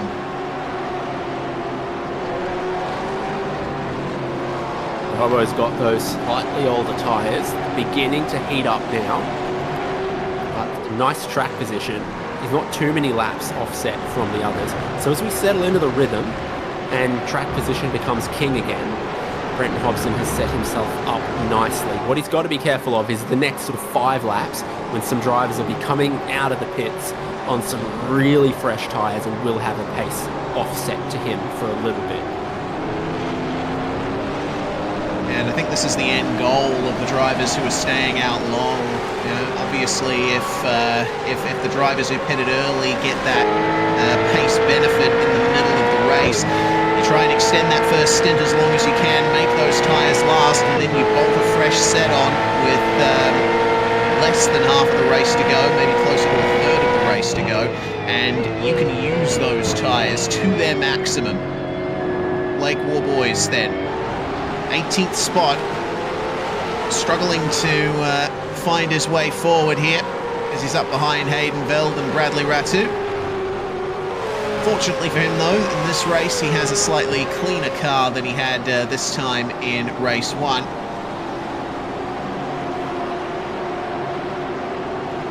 Big move, meanwhile, for the Chiefs Esports Club car there.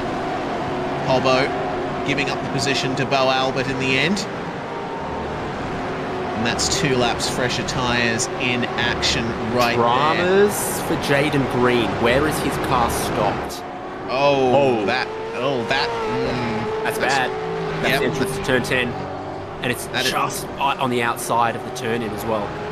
Yeah, that's basically right in the trajectory of anyone who overshoots the brakes. And Wayne Burke has responded by coming into pit lane. If this turns out to be a safety car, then we'll see everyone come in. Safety car is scrambling. And, well, no surprise to see that... Oh, hang on a minute. Looks like Kurt Stenberg and Andre Heimgartner missed the queue. So did Emily Jones. The Trans-Tasman cars that had yet to come into the lane have stayed out. They were too far around already. They didn't have time. Yeah, it came out too late. Jones for sure hasn't been caught by the safety car, so not really disadvantaged in any material way just yet. The others should then be waved around it too. And that's going to give Sean Campbell the race lead, effectively. Ryan O'Sullivan... No, it won't. Because he's backed off. He backed off just there. Emily Jones hasn't had to. Jones will probably come out ahead of Sean Campbell. Those 3 that haven't stopped actually get an advantage out of Campbell backing up the field just then. That's one of the most spectacular smoke shows I've ever seen there for Jaden Green. Not only did he blow the engine, locked up all 4 tyres on his way down there. So hang on, where's Wayne Burke? He's come out in P7. He is behind his teammate O'Sullivan. I don't know what's happened here, but evidently it must have been the undercut from the drivers that have already pitted. They must have gotten the pace advantage. So here's Sean Campbell, and has to... Ooh, okay. So the safety car was waiting to pick the leaders up, and it looks like Campbell actually Yeah, a little bit of confusion there. He got back up to speed. So Emily Jones, Kurt Stenberg and Andre Heimgartner are now in pit lane. And Stenberg and Heimgartner will fall back. So does Jones. So ultimately, Sean Campbell does go back to the race lead as the safety car will surely pick up the field now.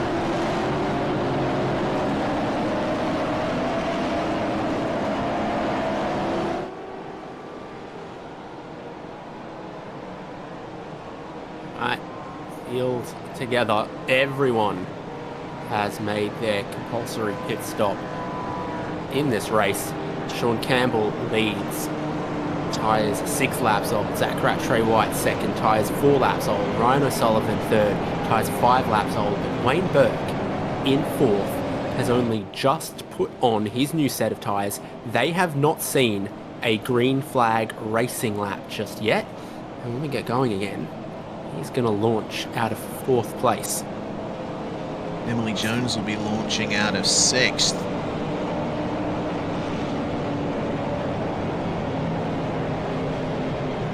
So, this will be a very intriguing last 12 laps of the race, I think, when the safety car comes in. The track temperature has dropped ever further, down to 31. That is in prime territory for these tyres. Got to remember though, it's not just about fresh tyres, it's about cool tyres. And I think the drivers that have already been on these tyres for some time, so the likes of Campbell, Albert, Hobson, Ratu, Veld, they will get a chance to sort of get a second wind from these tyres with this trundling around that they're doing. It's cooling them off, it's bringing them back down to a stable temperature, and they will still have something to give. As the race gets a pause, a regrouping, we re-rack the beer pong cups, and James Scott is the biggest mover in the race, plus 20 positions. James Chastanoff is plus 10. He was a little later to the pit lanes than others, so again, it works out pretty well for him. We have lost 3 cars. Rehan Leonage not able to take the start. Jaden Green and Russell Pepperell with lone motors. Robbie Gibbs is 31st and last car running. Yes, but yeah, that's as a consequence of the hold in pit lane he had to take for speeding on the way in. He was 97 k's an hour across the entry cones versus the 72 k's an hour speed limit. So he actually took the opportunity with the safety car to jump in a second time. He was going to be back in the field irregardless. Yeah. So there's 3 drivers that had already made their CPS that made a second pit stop. Lawford, Mazzaroli and Gibbs all went, well, nothing ventured, nothing gained, nothing to lose from whacking on tyre set number 3. Smart decision, I think. Of course, Gibbs in particular, I mean, yeah, that's really the only thing he can do at this stage. The safety car has helped him in the end, as it has for Mazzaroli and Lawford. We also saw William Brown jump in under the safety car, so he'll also have amongst the freshest tyres in the field. Blacklock, Sapstead and Lobb, they have a bit more to give now from their tyres, but best shape in the top 10 is definitely Emily Jones and Wayne Burke, so keep an eye out for them to start moving forward. Safety car lights off, and in this lap, we're going to be getting a restart in just a few moments' time, and it is the championship leader who will be leading us away.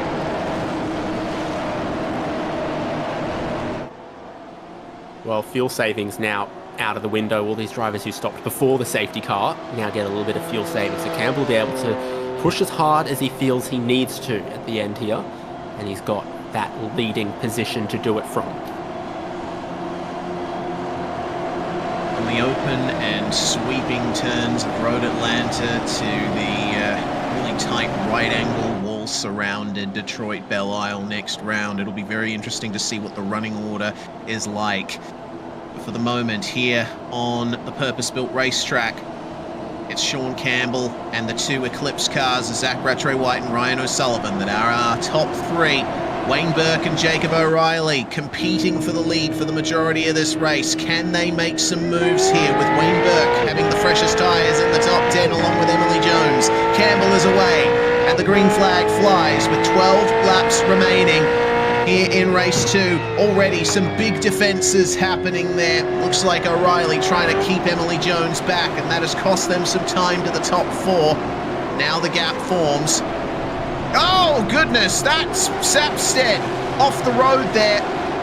And Billy Mole off as well at turn 1. Paul Young and Kurt Stenberg will be side by side for the moment, with a massive dose of chaos there in the midfield.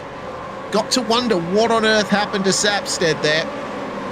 A single file race restart is usually a bit less chaotic than that, but this happened on the way into turn 1. That's very deep for Sapstead. 3 wide with one of the Orbit Drop Bear cars, and contact was ultimately made once again. Off into the weeds, out of the first turn. Not ideal. On board with Emily Jones, these tyres should be cherry ripe, putting some pressure on Jacob O'Reilly, as I believe happened on the restart as well. That's why there are a couple of car lengths behind our top 4 that are super compressed behind Sean Campbell. Someone else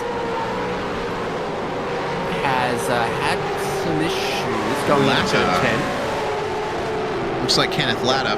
Oh yeah. And that car is not going anywhere. That's the exit of 10B. I haven't seen a car stop there in a while.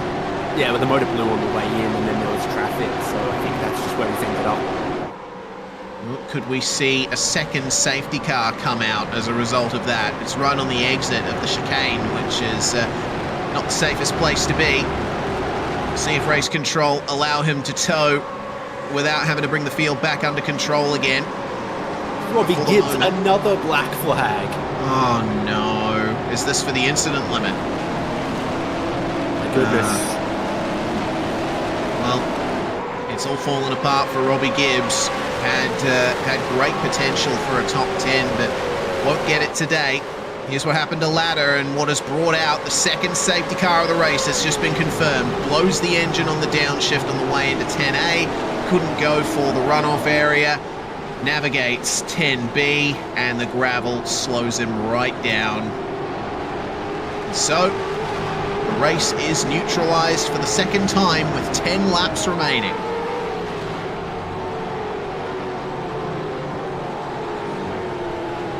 Not much changes in the top 6 there, but then we had a couple more shuffle through the middle, particularly around that battle pack of Jamie Dyke, Sam Blacklock, William Sapstead ending up now as one of the last cars running on track.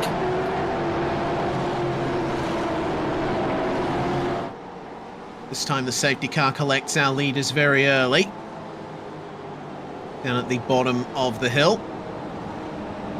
And this should only be a short safety car. Tell you what, it does give the tyres a chance to cool off again, doesn't it? If Wayne Burke and Emily Jones were pushing their tyres a bit too hard here on the restart, they will be able to preserve them a little longer thanks to this. Yeah, it also pushes the race a little later towards sunset.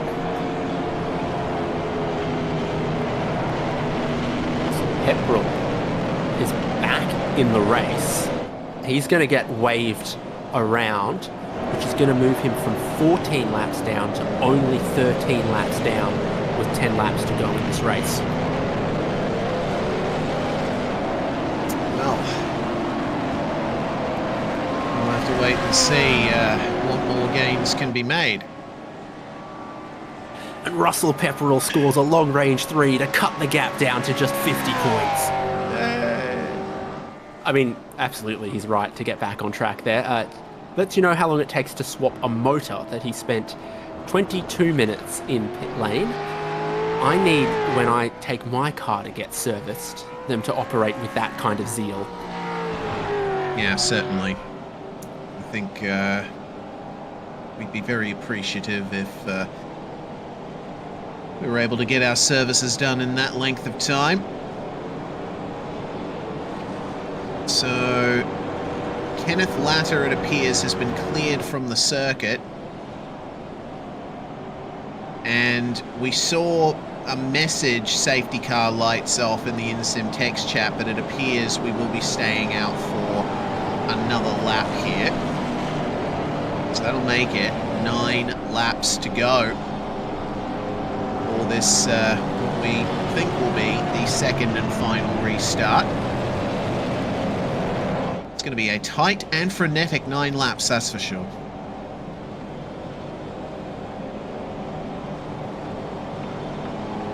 Keen to see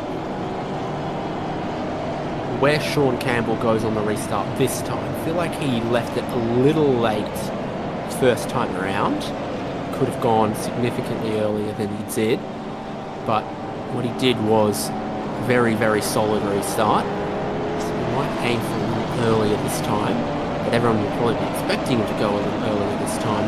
Double bluff what's in his poker hand, we'll find out. But it was Emily Jones who did really well in the restart as well to immediately put some pressure on Jacob Riley. So we'll see if that happens again. Yes, Jones is now the lead Trans-Tasman Racing driver in this race. We have Grid and Go leading the way. Eclipse in second and third. Vermilion, 4th and 5th. Brenton Hobson's done well to keep himself in the fight as well. Remember, he was the first car to take the compulsory pit stop, and as a consequence of that, he has the oldest tyres in the field at the moment. It's going to be a battle for him to keep the pace up and stay with these front runners. But being careful, taking care of him. Yeah, it certainly does. Again, cooling down the tyres under the safety car. And the more laps we do under safety car, the closer the checkered flag gets, the less laps that set of tyres was actually going to need to do. Correct. And, well, being careful and letting the race come to him helped him out in race 1, might do the same here in race 2. Safety car has pulled away and will enter the pit lane momentarily. Now the field falls under the control of Sean Campbell. Question is, when does he decide to go? Oh, he goes very early. That's before the entry to 10A. An interesting decision. Means that everyone pretty much cottons onto that. The green flag flies and we are back to racing with the top 2 breaking away. 9 laps remain and it's Campbell versus Rattray White for the win. But will we see any other protagonists enter the fray? Certainly spread the field a lot more, reduced some of those chances to make overtakes on a restart. James Chassenov just ahead of Kurt Stenberg. They looked pretty close. William Sapsted's going to try to get some positions back in this race. Zach Rattray White has fired up his tyres from the restart within 0.2 of Sean Campbell. There's not many laps left in this one. Zach Rattray White was the pole sitter, but Sean Campbell is the championship leader, and they are our 2 titans to do battle in these closing laps. Making up a bit of time under brakes is Zach Rattray White. Campbell not afraid to take a little bit more out of the curve at turn 7. It seems the Grid and Go Mustang is riding those curves nicely. Exactly what you need at Road Atlanta. But now the slipstream kicks in and it looks like it's both Eclipse cars now in the slipstream. O'Sullivan's managed to put some distance between himself and Wayne Burke. And Rattray White almost on the bumper of Sean Campbell. 7 laps to go. It's so dark out there. Just coming up to 6:20 p.m. in sim time with a cloud over the circuit, and the track temperature is cooler than it's ever been. It is dropping lower and lower as the race goes on. Is Zach Rattray White better prepared for that than Campbell? Looked like a big slip and slide on the way out of turn 1 though for Rattray White. He is angling that car into every single corner. He is sliding that thing. Sean Campbell taking a little bit more of a careful approach, it seems. But both are working out roughly the same. Both of them hitting the bumps out of turn 5. Massive doses of oversteer for our top two. Emily Jones applying pressure again. James Scott not able to make any more positions through the field. Got to slow down through turn 10 on the previous run. Rattray White could not be closer. Oh, he's in prime position now. But Sean Campbell has the luxury of choosing the defensive line into 10A. Is he going to cover it here off Zach Rattray White? He goes middle of the road, forces Rattray White to get squeezed a tiny bit. The move is made, but Rattray White takes a bit too much of the curb there. He might have gotten a slowdown, or he might have just escaped it. Regardless, he's found himself in the lead. And now Sean Campbell has to try and keep Ryan O'Sullivan behind him, or try and mount an attack back on Rattray White. 6 to go. Well, he wanted Campbell to think he was going to go down. He wanted Rattray White to think he was going to go down the inside of turn 1. He didn't. But now Rattray White's wide through 1. Campbell gets another look at him to keep putting the pressure on, approaching turn 3. This is an absolute back and forth.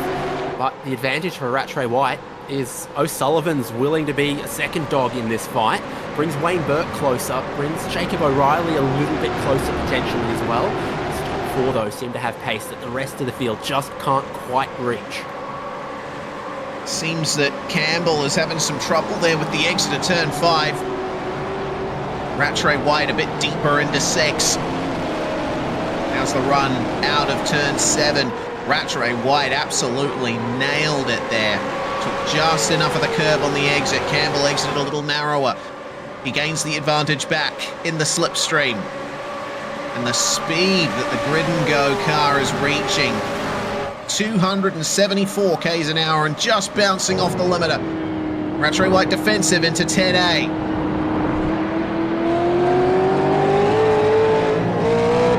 Ford Mustang all of a sudden, looking at this view, Sean Campbell, an imposing presence. Championship-wise, he can play the long game. He has a very healthy lead after winning and clean sweeping the first 2 rounds of the championship. But you want the wins. That's what you do this for. That's what you wake up early or stay up late or whatever Sean Campbell's situation is racing from America. You don't do that to finish second place when a win is within your reach. Ain't that the truth? Turn 5 exit. Seems that Campbell got a straighter exit that time. A little wiggle from O'Sullivan. Wayne Burke has latched onto the back of these guys. Burke's teammate O'Reilly is under more pressure from Jones than he is able to put pressure on the top 4. Incidentally, 4 laps to go when they cross the line next. Little look at the international field here. We've got majority Australians, a couple of Kiwis thrown in there as well. The American going for the win. Darren Lobb, the South African, just inside the top 20. Race 2 now was a little nicer for Gabriel Egalyi, it must be said. Race 1 was a bit of a catastrophe for him, but he's up 3 spots into 24th, so hopefully he has a good result. Yes, certainly. Ended last race with a couple of penalties, so this is an improvement already for Gabriel. Campbell just trying to set things up for the run onto the straight here. Road Atlanta really is a track of 2 halves, isn't it? You're going through these constant sweeping corners, riding the terrain for the first half of the lap. And then out of turn 7, the other half of the lap. The run down the back stretch. Turn 5 is one of the places where you can stand to gain or lose the most time, and Campbell is really playing hard with the limits there. Incident limit for Billy Mole, meanwhile. Unfortunately, that will be a drive-through. The man who finished in second place in Split 2. Rattray White has extended the lead slightly, 0.4 of a second in it, as Campbell is wondering, does he chase the slipstream or does he defend from Ryan O'Sullivan, who seems to be creeping up on him here? Burke nailing the braking zone there in P4, staying right on the back of our podium sitters. 3 laps remain, and those 3 laps will be over in a flash. I think it's Ratu and Veld chasing each other all across the racetrack in the last lap as well, so plenty of battles restarting with just a couple of laps to go in a densely packed field. Indeed it was. Yeah, pretty tight racing further back in the top 10 here. Ratu up 6 places from where he started. That's an impressive run. Ryan Mueller 19th, 4 places gained. But James Chastaneuf behind, up 11 spots. He would love to make it just one more to get fully inside the top 20. But Kurt Stenberg and Paul Young, 2 of the cars with pretty fresh tyres. Steadicam one last time here. Have a look at the focus on his features. Yeah, he's really pushing this. Look at that. Big wiggle on the way in and out of turn 7. Doesn't quite get the run he wants, but he's still close enough for the slipstream. Through turn 6 there, just absolutely gripping the wheel, following what's happening in front. They're moving across the road. Ryan Mueller leading this train, has no slipstream to help him out. Chastaneuf reaches the peak of 6th gear and dives into the braking zone. And now you're thinking, which way do I go to capitalise off these 2 guys battling each other? Probably to the right. That's going to net Stenberg 1 position there over Mueller, but Paul Young is still there too. Manages to also get Mueller on the exit. And now Stenny can relax just a little down the front stretch before he has to jump on the brakes again for turn 1. Meanwhile, here are your leaders. First through to 4th, covered by 1.3 seconds. Rattray White continuing to extend his advantage, a 121.9 on the last lap. Campbell, O'Sullivan and Burke, best they could do is a 122.0.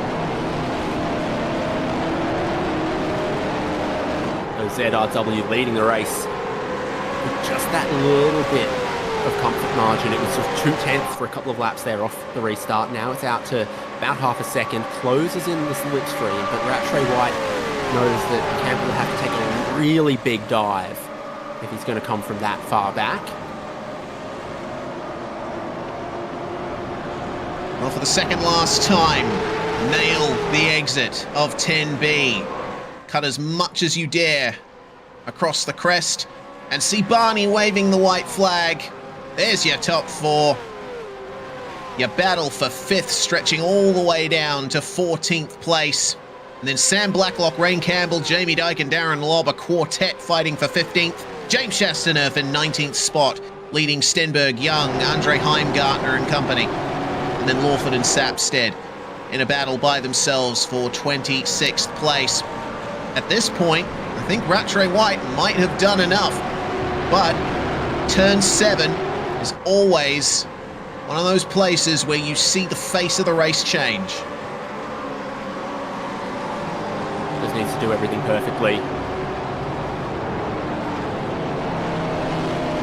Got that couple of car lengths that are necessary to just not need to overdrive anything, and that places him in an ability to just not feel too much pressure here and look to take it pole to win.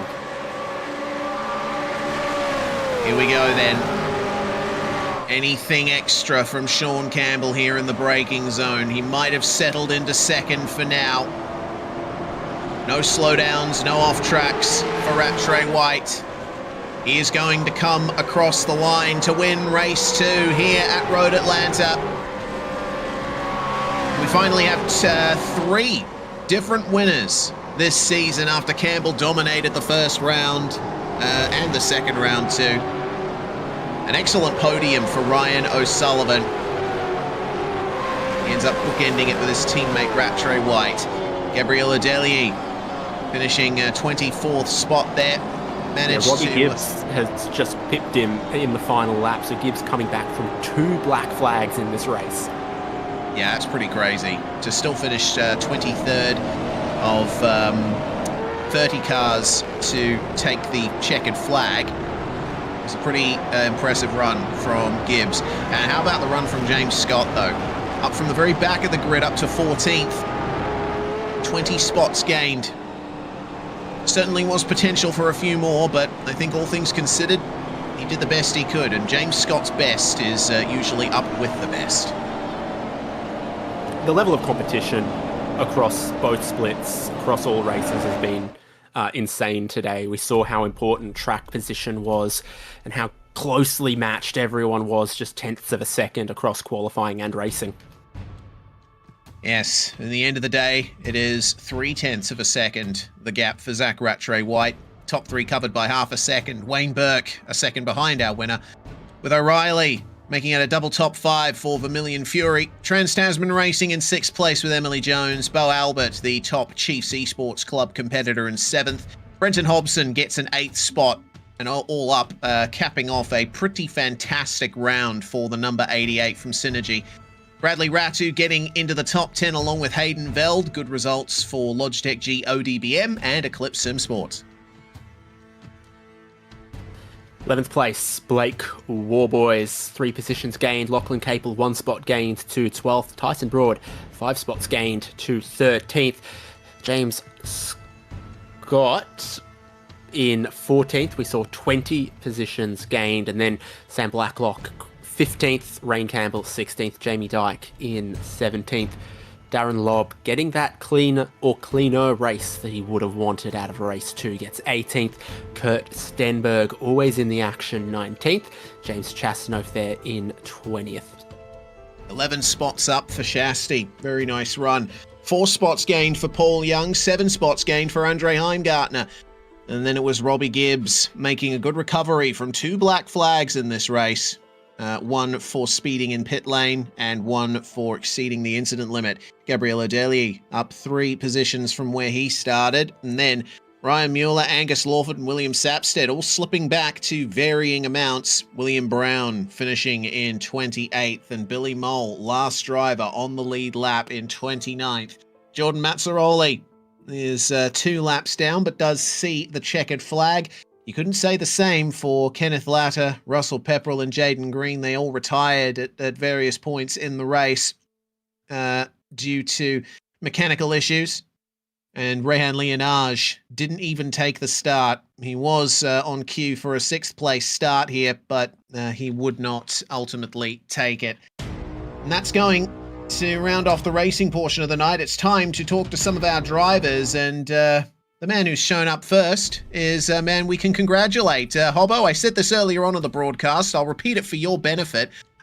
You reached 30,000 racing kilometers in V8SCOPS in this event. So you traveled around the world 1 3/4 times on your way to your first Split 1 win. It must feel good. Well, yeah, it does. That's a long time, Reese, the historian in you. I'm impressed with that. That's pretty good to know. It only took, 15 years and the implementation of reverse top 10s for me to get it done. So that's pretty good. For sure. But regardless, even though the top 10 invert did help you out a little, it was still a matter of staying in the lead as all of the chaos happened behind you. Race 1 had soaring track temperatures. It must have been difficult to manage those rears. Yeah, I mean, that was my only real goal, was to just get a decent start and then look after the tyres. I didn't really expect to be able to stay at the front for the whole race, but I knew that, even though it was only 20 laps, the tyre life was going to be pretty hard, and I just tried to make sure I didn't overdrive the car at all, and in the end it was good enough to hold on. So I got certainly very lucky, but you take them however you can get them, I suppose. That you do, and it's a great points total for you with 8th place in race 2. Pretty strong start to the season here at round 3. What are you expecting from next round? We're going to our first proper street circuit of the season in Detroit, which is a bit of a gauntlet at the best of times. One of my worst tracks, Reese, so expecting big things from that one. But I don't know. I think that the Gen 3 cars drive a lot better on the bumps at Detroit than any of the previous Gen supercars ever did. So, hopefully it's good racing. I think that's all we ever want to see is just good hard racing and good fun. And we'll see how we go when we get to Detroit. You come into the box, a race winner in V8SCOPS Split 1 for the first time, so the floor is yours. Anyone you want to thank before we let you go? I just want to thank all the guys at Synergy Sim Racing. I don't think there was anyone else racing here tonight apart from the guys at WKMP that we've got a bit of an alliance with. But just thanks to all the guys at SSR over the last 10 or 15 years or however long it's been. And all the sponsors, obviously, Sudspeed on our car this year, and Watercraft Performance Centre, Works Racing Components, Alesco AI, and all the others that help make the wheels turn around for us. Appreciate it. And shout out to Tom for coming and giving me a hand tonight on the box. Great stuff today, Hobbo. Fantastic job. Congratulations. Hopefully we're talking to you again very soon. Hope so. Thanks, guys. Brenton Hobson there, the winner of race number 1. The winner of race 2, David Haynes, you've had a chance to catch up with Zach Rattray-White with you. Yeah, back and forth between yourself, your teammates, and Sean Campbell to eventually come away with the win. Congrats, Zach. Thanks, mate. It was a bit of a yo-yo race for me. Didn't expect to get a slowdown, put me in P2 early. I was trying to run away, but just didn't have the pace. And then multiple safety car restarts, the tyre strategy, basically everyone having taken their stop before we got to those safety cars meant there were a few people in the pack behind you restarting on some newer tyres. Yeah, it's weird, this tyre, with the way that when it cools down under a safety car, it kind of just gets a second wind, but at the same time, it's obviously lost a little bit of its, juice in it. So it's hard trying to restart again after a safety car because it's got grip because it's been cooled down, but it's also just hasn't got the peak pace like it did before. So it's quite a weird thing to get used to. This is me sitting in my armchair saying that it seemed like, particularly in some of these longer runs, that while the pace didn't drop off as much on the tyres, you were all driving the car a bit more sideways, like the nature of the grip would change with temperature. Yeah, I'm sure that the part of that's set up and whatnot. Some people have better setups than others. Just the way that the fuel load comes off, and where the fuel tank is placed in the car, I guess it just, I don't know, it just makes it slide more. I don't really have much more on it. It's tire deg and fuel load coming off. The pace doesn't really drop off too much. Just what you got under you. What's the advantage to having teammates around when you're contesting a battle like this, and there's strategy and racecraft and every element needs to come together? Well, in my case, it made my life a whole lot easier. I'm sure if it was someone else instead of Sully, then it would have been a lot more difficult. When in a position like that where they kind of just let you have the stage and give you an opportunity to make your race work, it certainly makes your life a lot easier. Well, once again, congratulations to you and the team. You're our third race winner for V8SCOPS in 2026. Who'd you like to thank? Marino Morella from Eclipse. He's been helping me all week, maybe even 2 weeks in a row now. He's been putting in so much of his own time to help me in this endeavor in the supercar, trying to make it work. So a lot of the props goes to him, and of course the old core temp on the side of the car kept me nice and cool that race. So shout out to Sully and core temp. Brilliant. Best of luck next time out on the streets of Belle Isle. Thanks, mate. Brilliant stuff from Zach Rattray-White today. Second place on the road in race number 2, but should remain the championship leader coming out of this round. Sean Campbell joins us from gridandgo.com esports. And, Sean, in your home country and some great form at Road Atlanta, but the managing the tires, managing the fuel usage, the strategy, the safety car. I think this night had pretty much everything to test your mettle. Yeah, it was. Road Atlanta, right? I've seen the V8 Supercars race at Road Atlanta before, and I've heard it is really hard. And yeah, it is really hard. There was you almost have to like tire wear manage it in a way, like you almost have to slide the car on purpose because it sits on the front so hard. So you almost like you don't want to overheat the front so that you can turn, basically, right? But you also don't want to slide the rears at all. So it's a good challenge. It was a challenge that you surmounted very nicely. Race 1, you were having some issues early on getting the run that you needed to get into that top echelon, starting from a bit further back. But I think largely the most positions that were gained throughout the field in these races were determined by incidents happening ahead of you. So staying out of trouble was another big part of it. Yeah, I was kind of lucky. What happened in race 1? To be fair, I saw that, I was like, "Ooh, this could be good."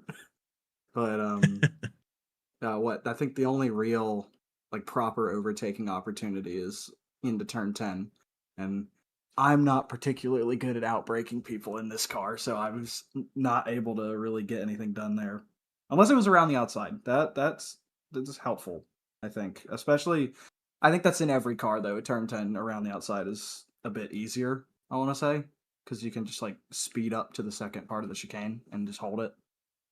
But yeah, the challenge was different from most sport, even though honestly this kind of similar. They got the long straight and they got the fast sweeping corners that have compression and stuff, but very different to drive. Yeah, incredibly. And just to add to that, we're going to another completely different track. The bumps and the concrete of Belle Isle are next up for our last race in the United States before we go to Portland later on in the season. You mentioned that you're not good at outbraking people in these cars. Well, it's hard to pass at Belle Isle, so I guess you better hope that you qualify in front. Yeah, hopefully, but I've never done a street circuit in these cars, and I feel like that's where these things thrive. Pretty much, it's like that and Bathurst, basically, right? Yeah, I think the street circuits, if we're able to get a little bumpy, it's going to be a lot of fun. All right. Well, I'm looking forward to it as much as you are, Sean. Hopefully we're talking to you again soon. Is there anyone you want to shout out before we let you go? Y'all for broadcasting. Well, thanks very much for joining us, Sean. We'll see you in a few weeks' time. See ya. Sean Campbell there, finishing second on the road in race 2 here at Road Atlanta. Of course, David, we have been talking about it. Belle Isle, the next round of the championship on the 17th of May, 6 p.m. Australian Eastern is the time once more. I think Sean Campbell is right. Street circuits are where these cars are truly at home, and Belle Isle has been the scene of many of the greatest moments in this championship. Yeah, there can be curb monsters, and there's plenty of curbs that you can bite up at Detroit, Belle Isle. Beautiful scenery. We can have a little view across to Canada, but also street circuits, even more than today, can really, really be won and lost on strategy, on timing, and all of the things that aren't qualifying pace. Absolutely. It's going to be a tough one. It's going to be chaos. We're expecting a safety car or two at least, as has been the form in previous seasons. Mark the date in your calendar, May the 17th, and we hope to see you there, whether you're on YouTube, Facebook, Twitch, or Kick. We thank you very much for watching. We hope that you had a safe and calm, reflective Anzac Day yesterday, and we hope that you enjoy the rest of your long weekend. Still got Monday to go before it's time to get back to work. For now, thanks very much, everybody. My name's Reese Gardner, David Haynes alongside me, Jay Kennedy producing behind the scenes. A huge thanks to the crew at Aussie Online Gaming for putting this series on and bringing us on here at SimSpeed to cover it. We'll see you all next time.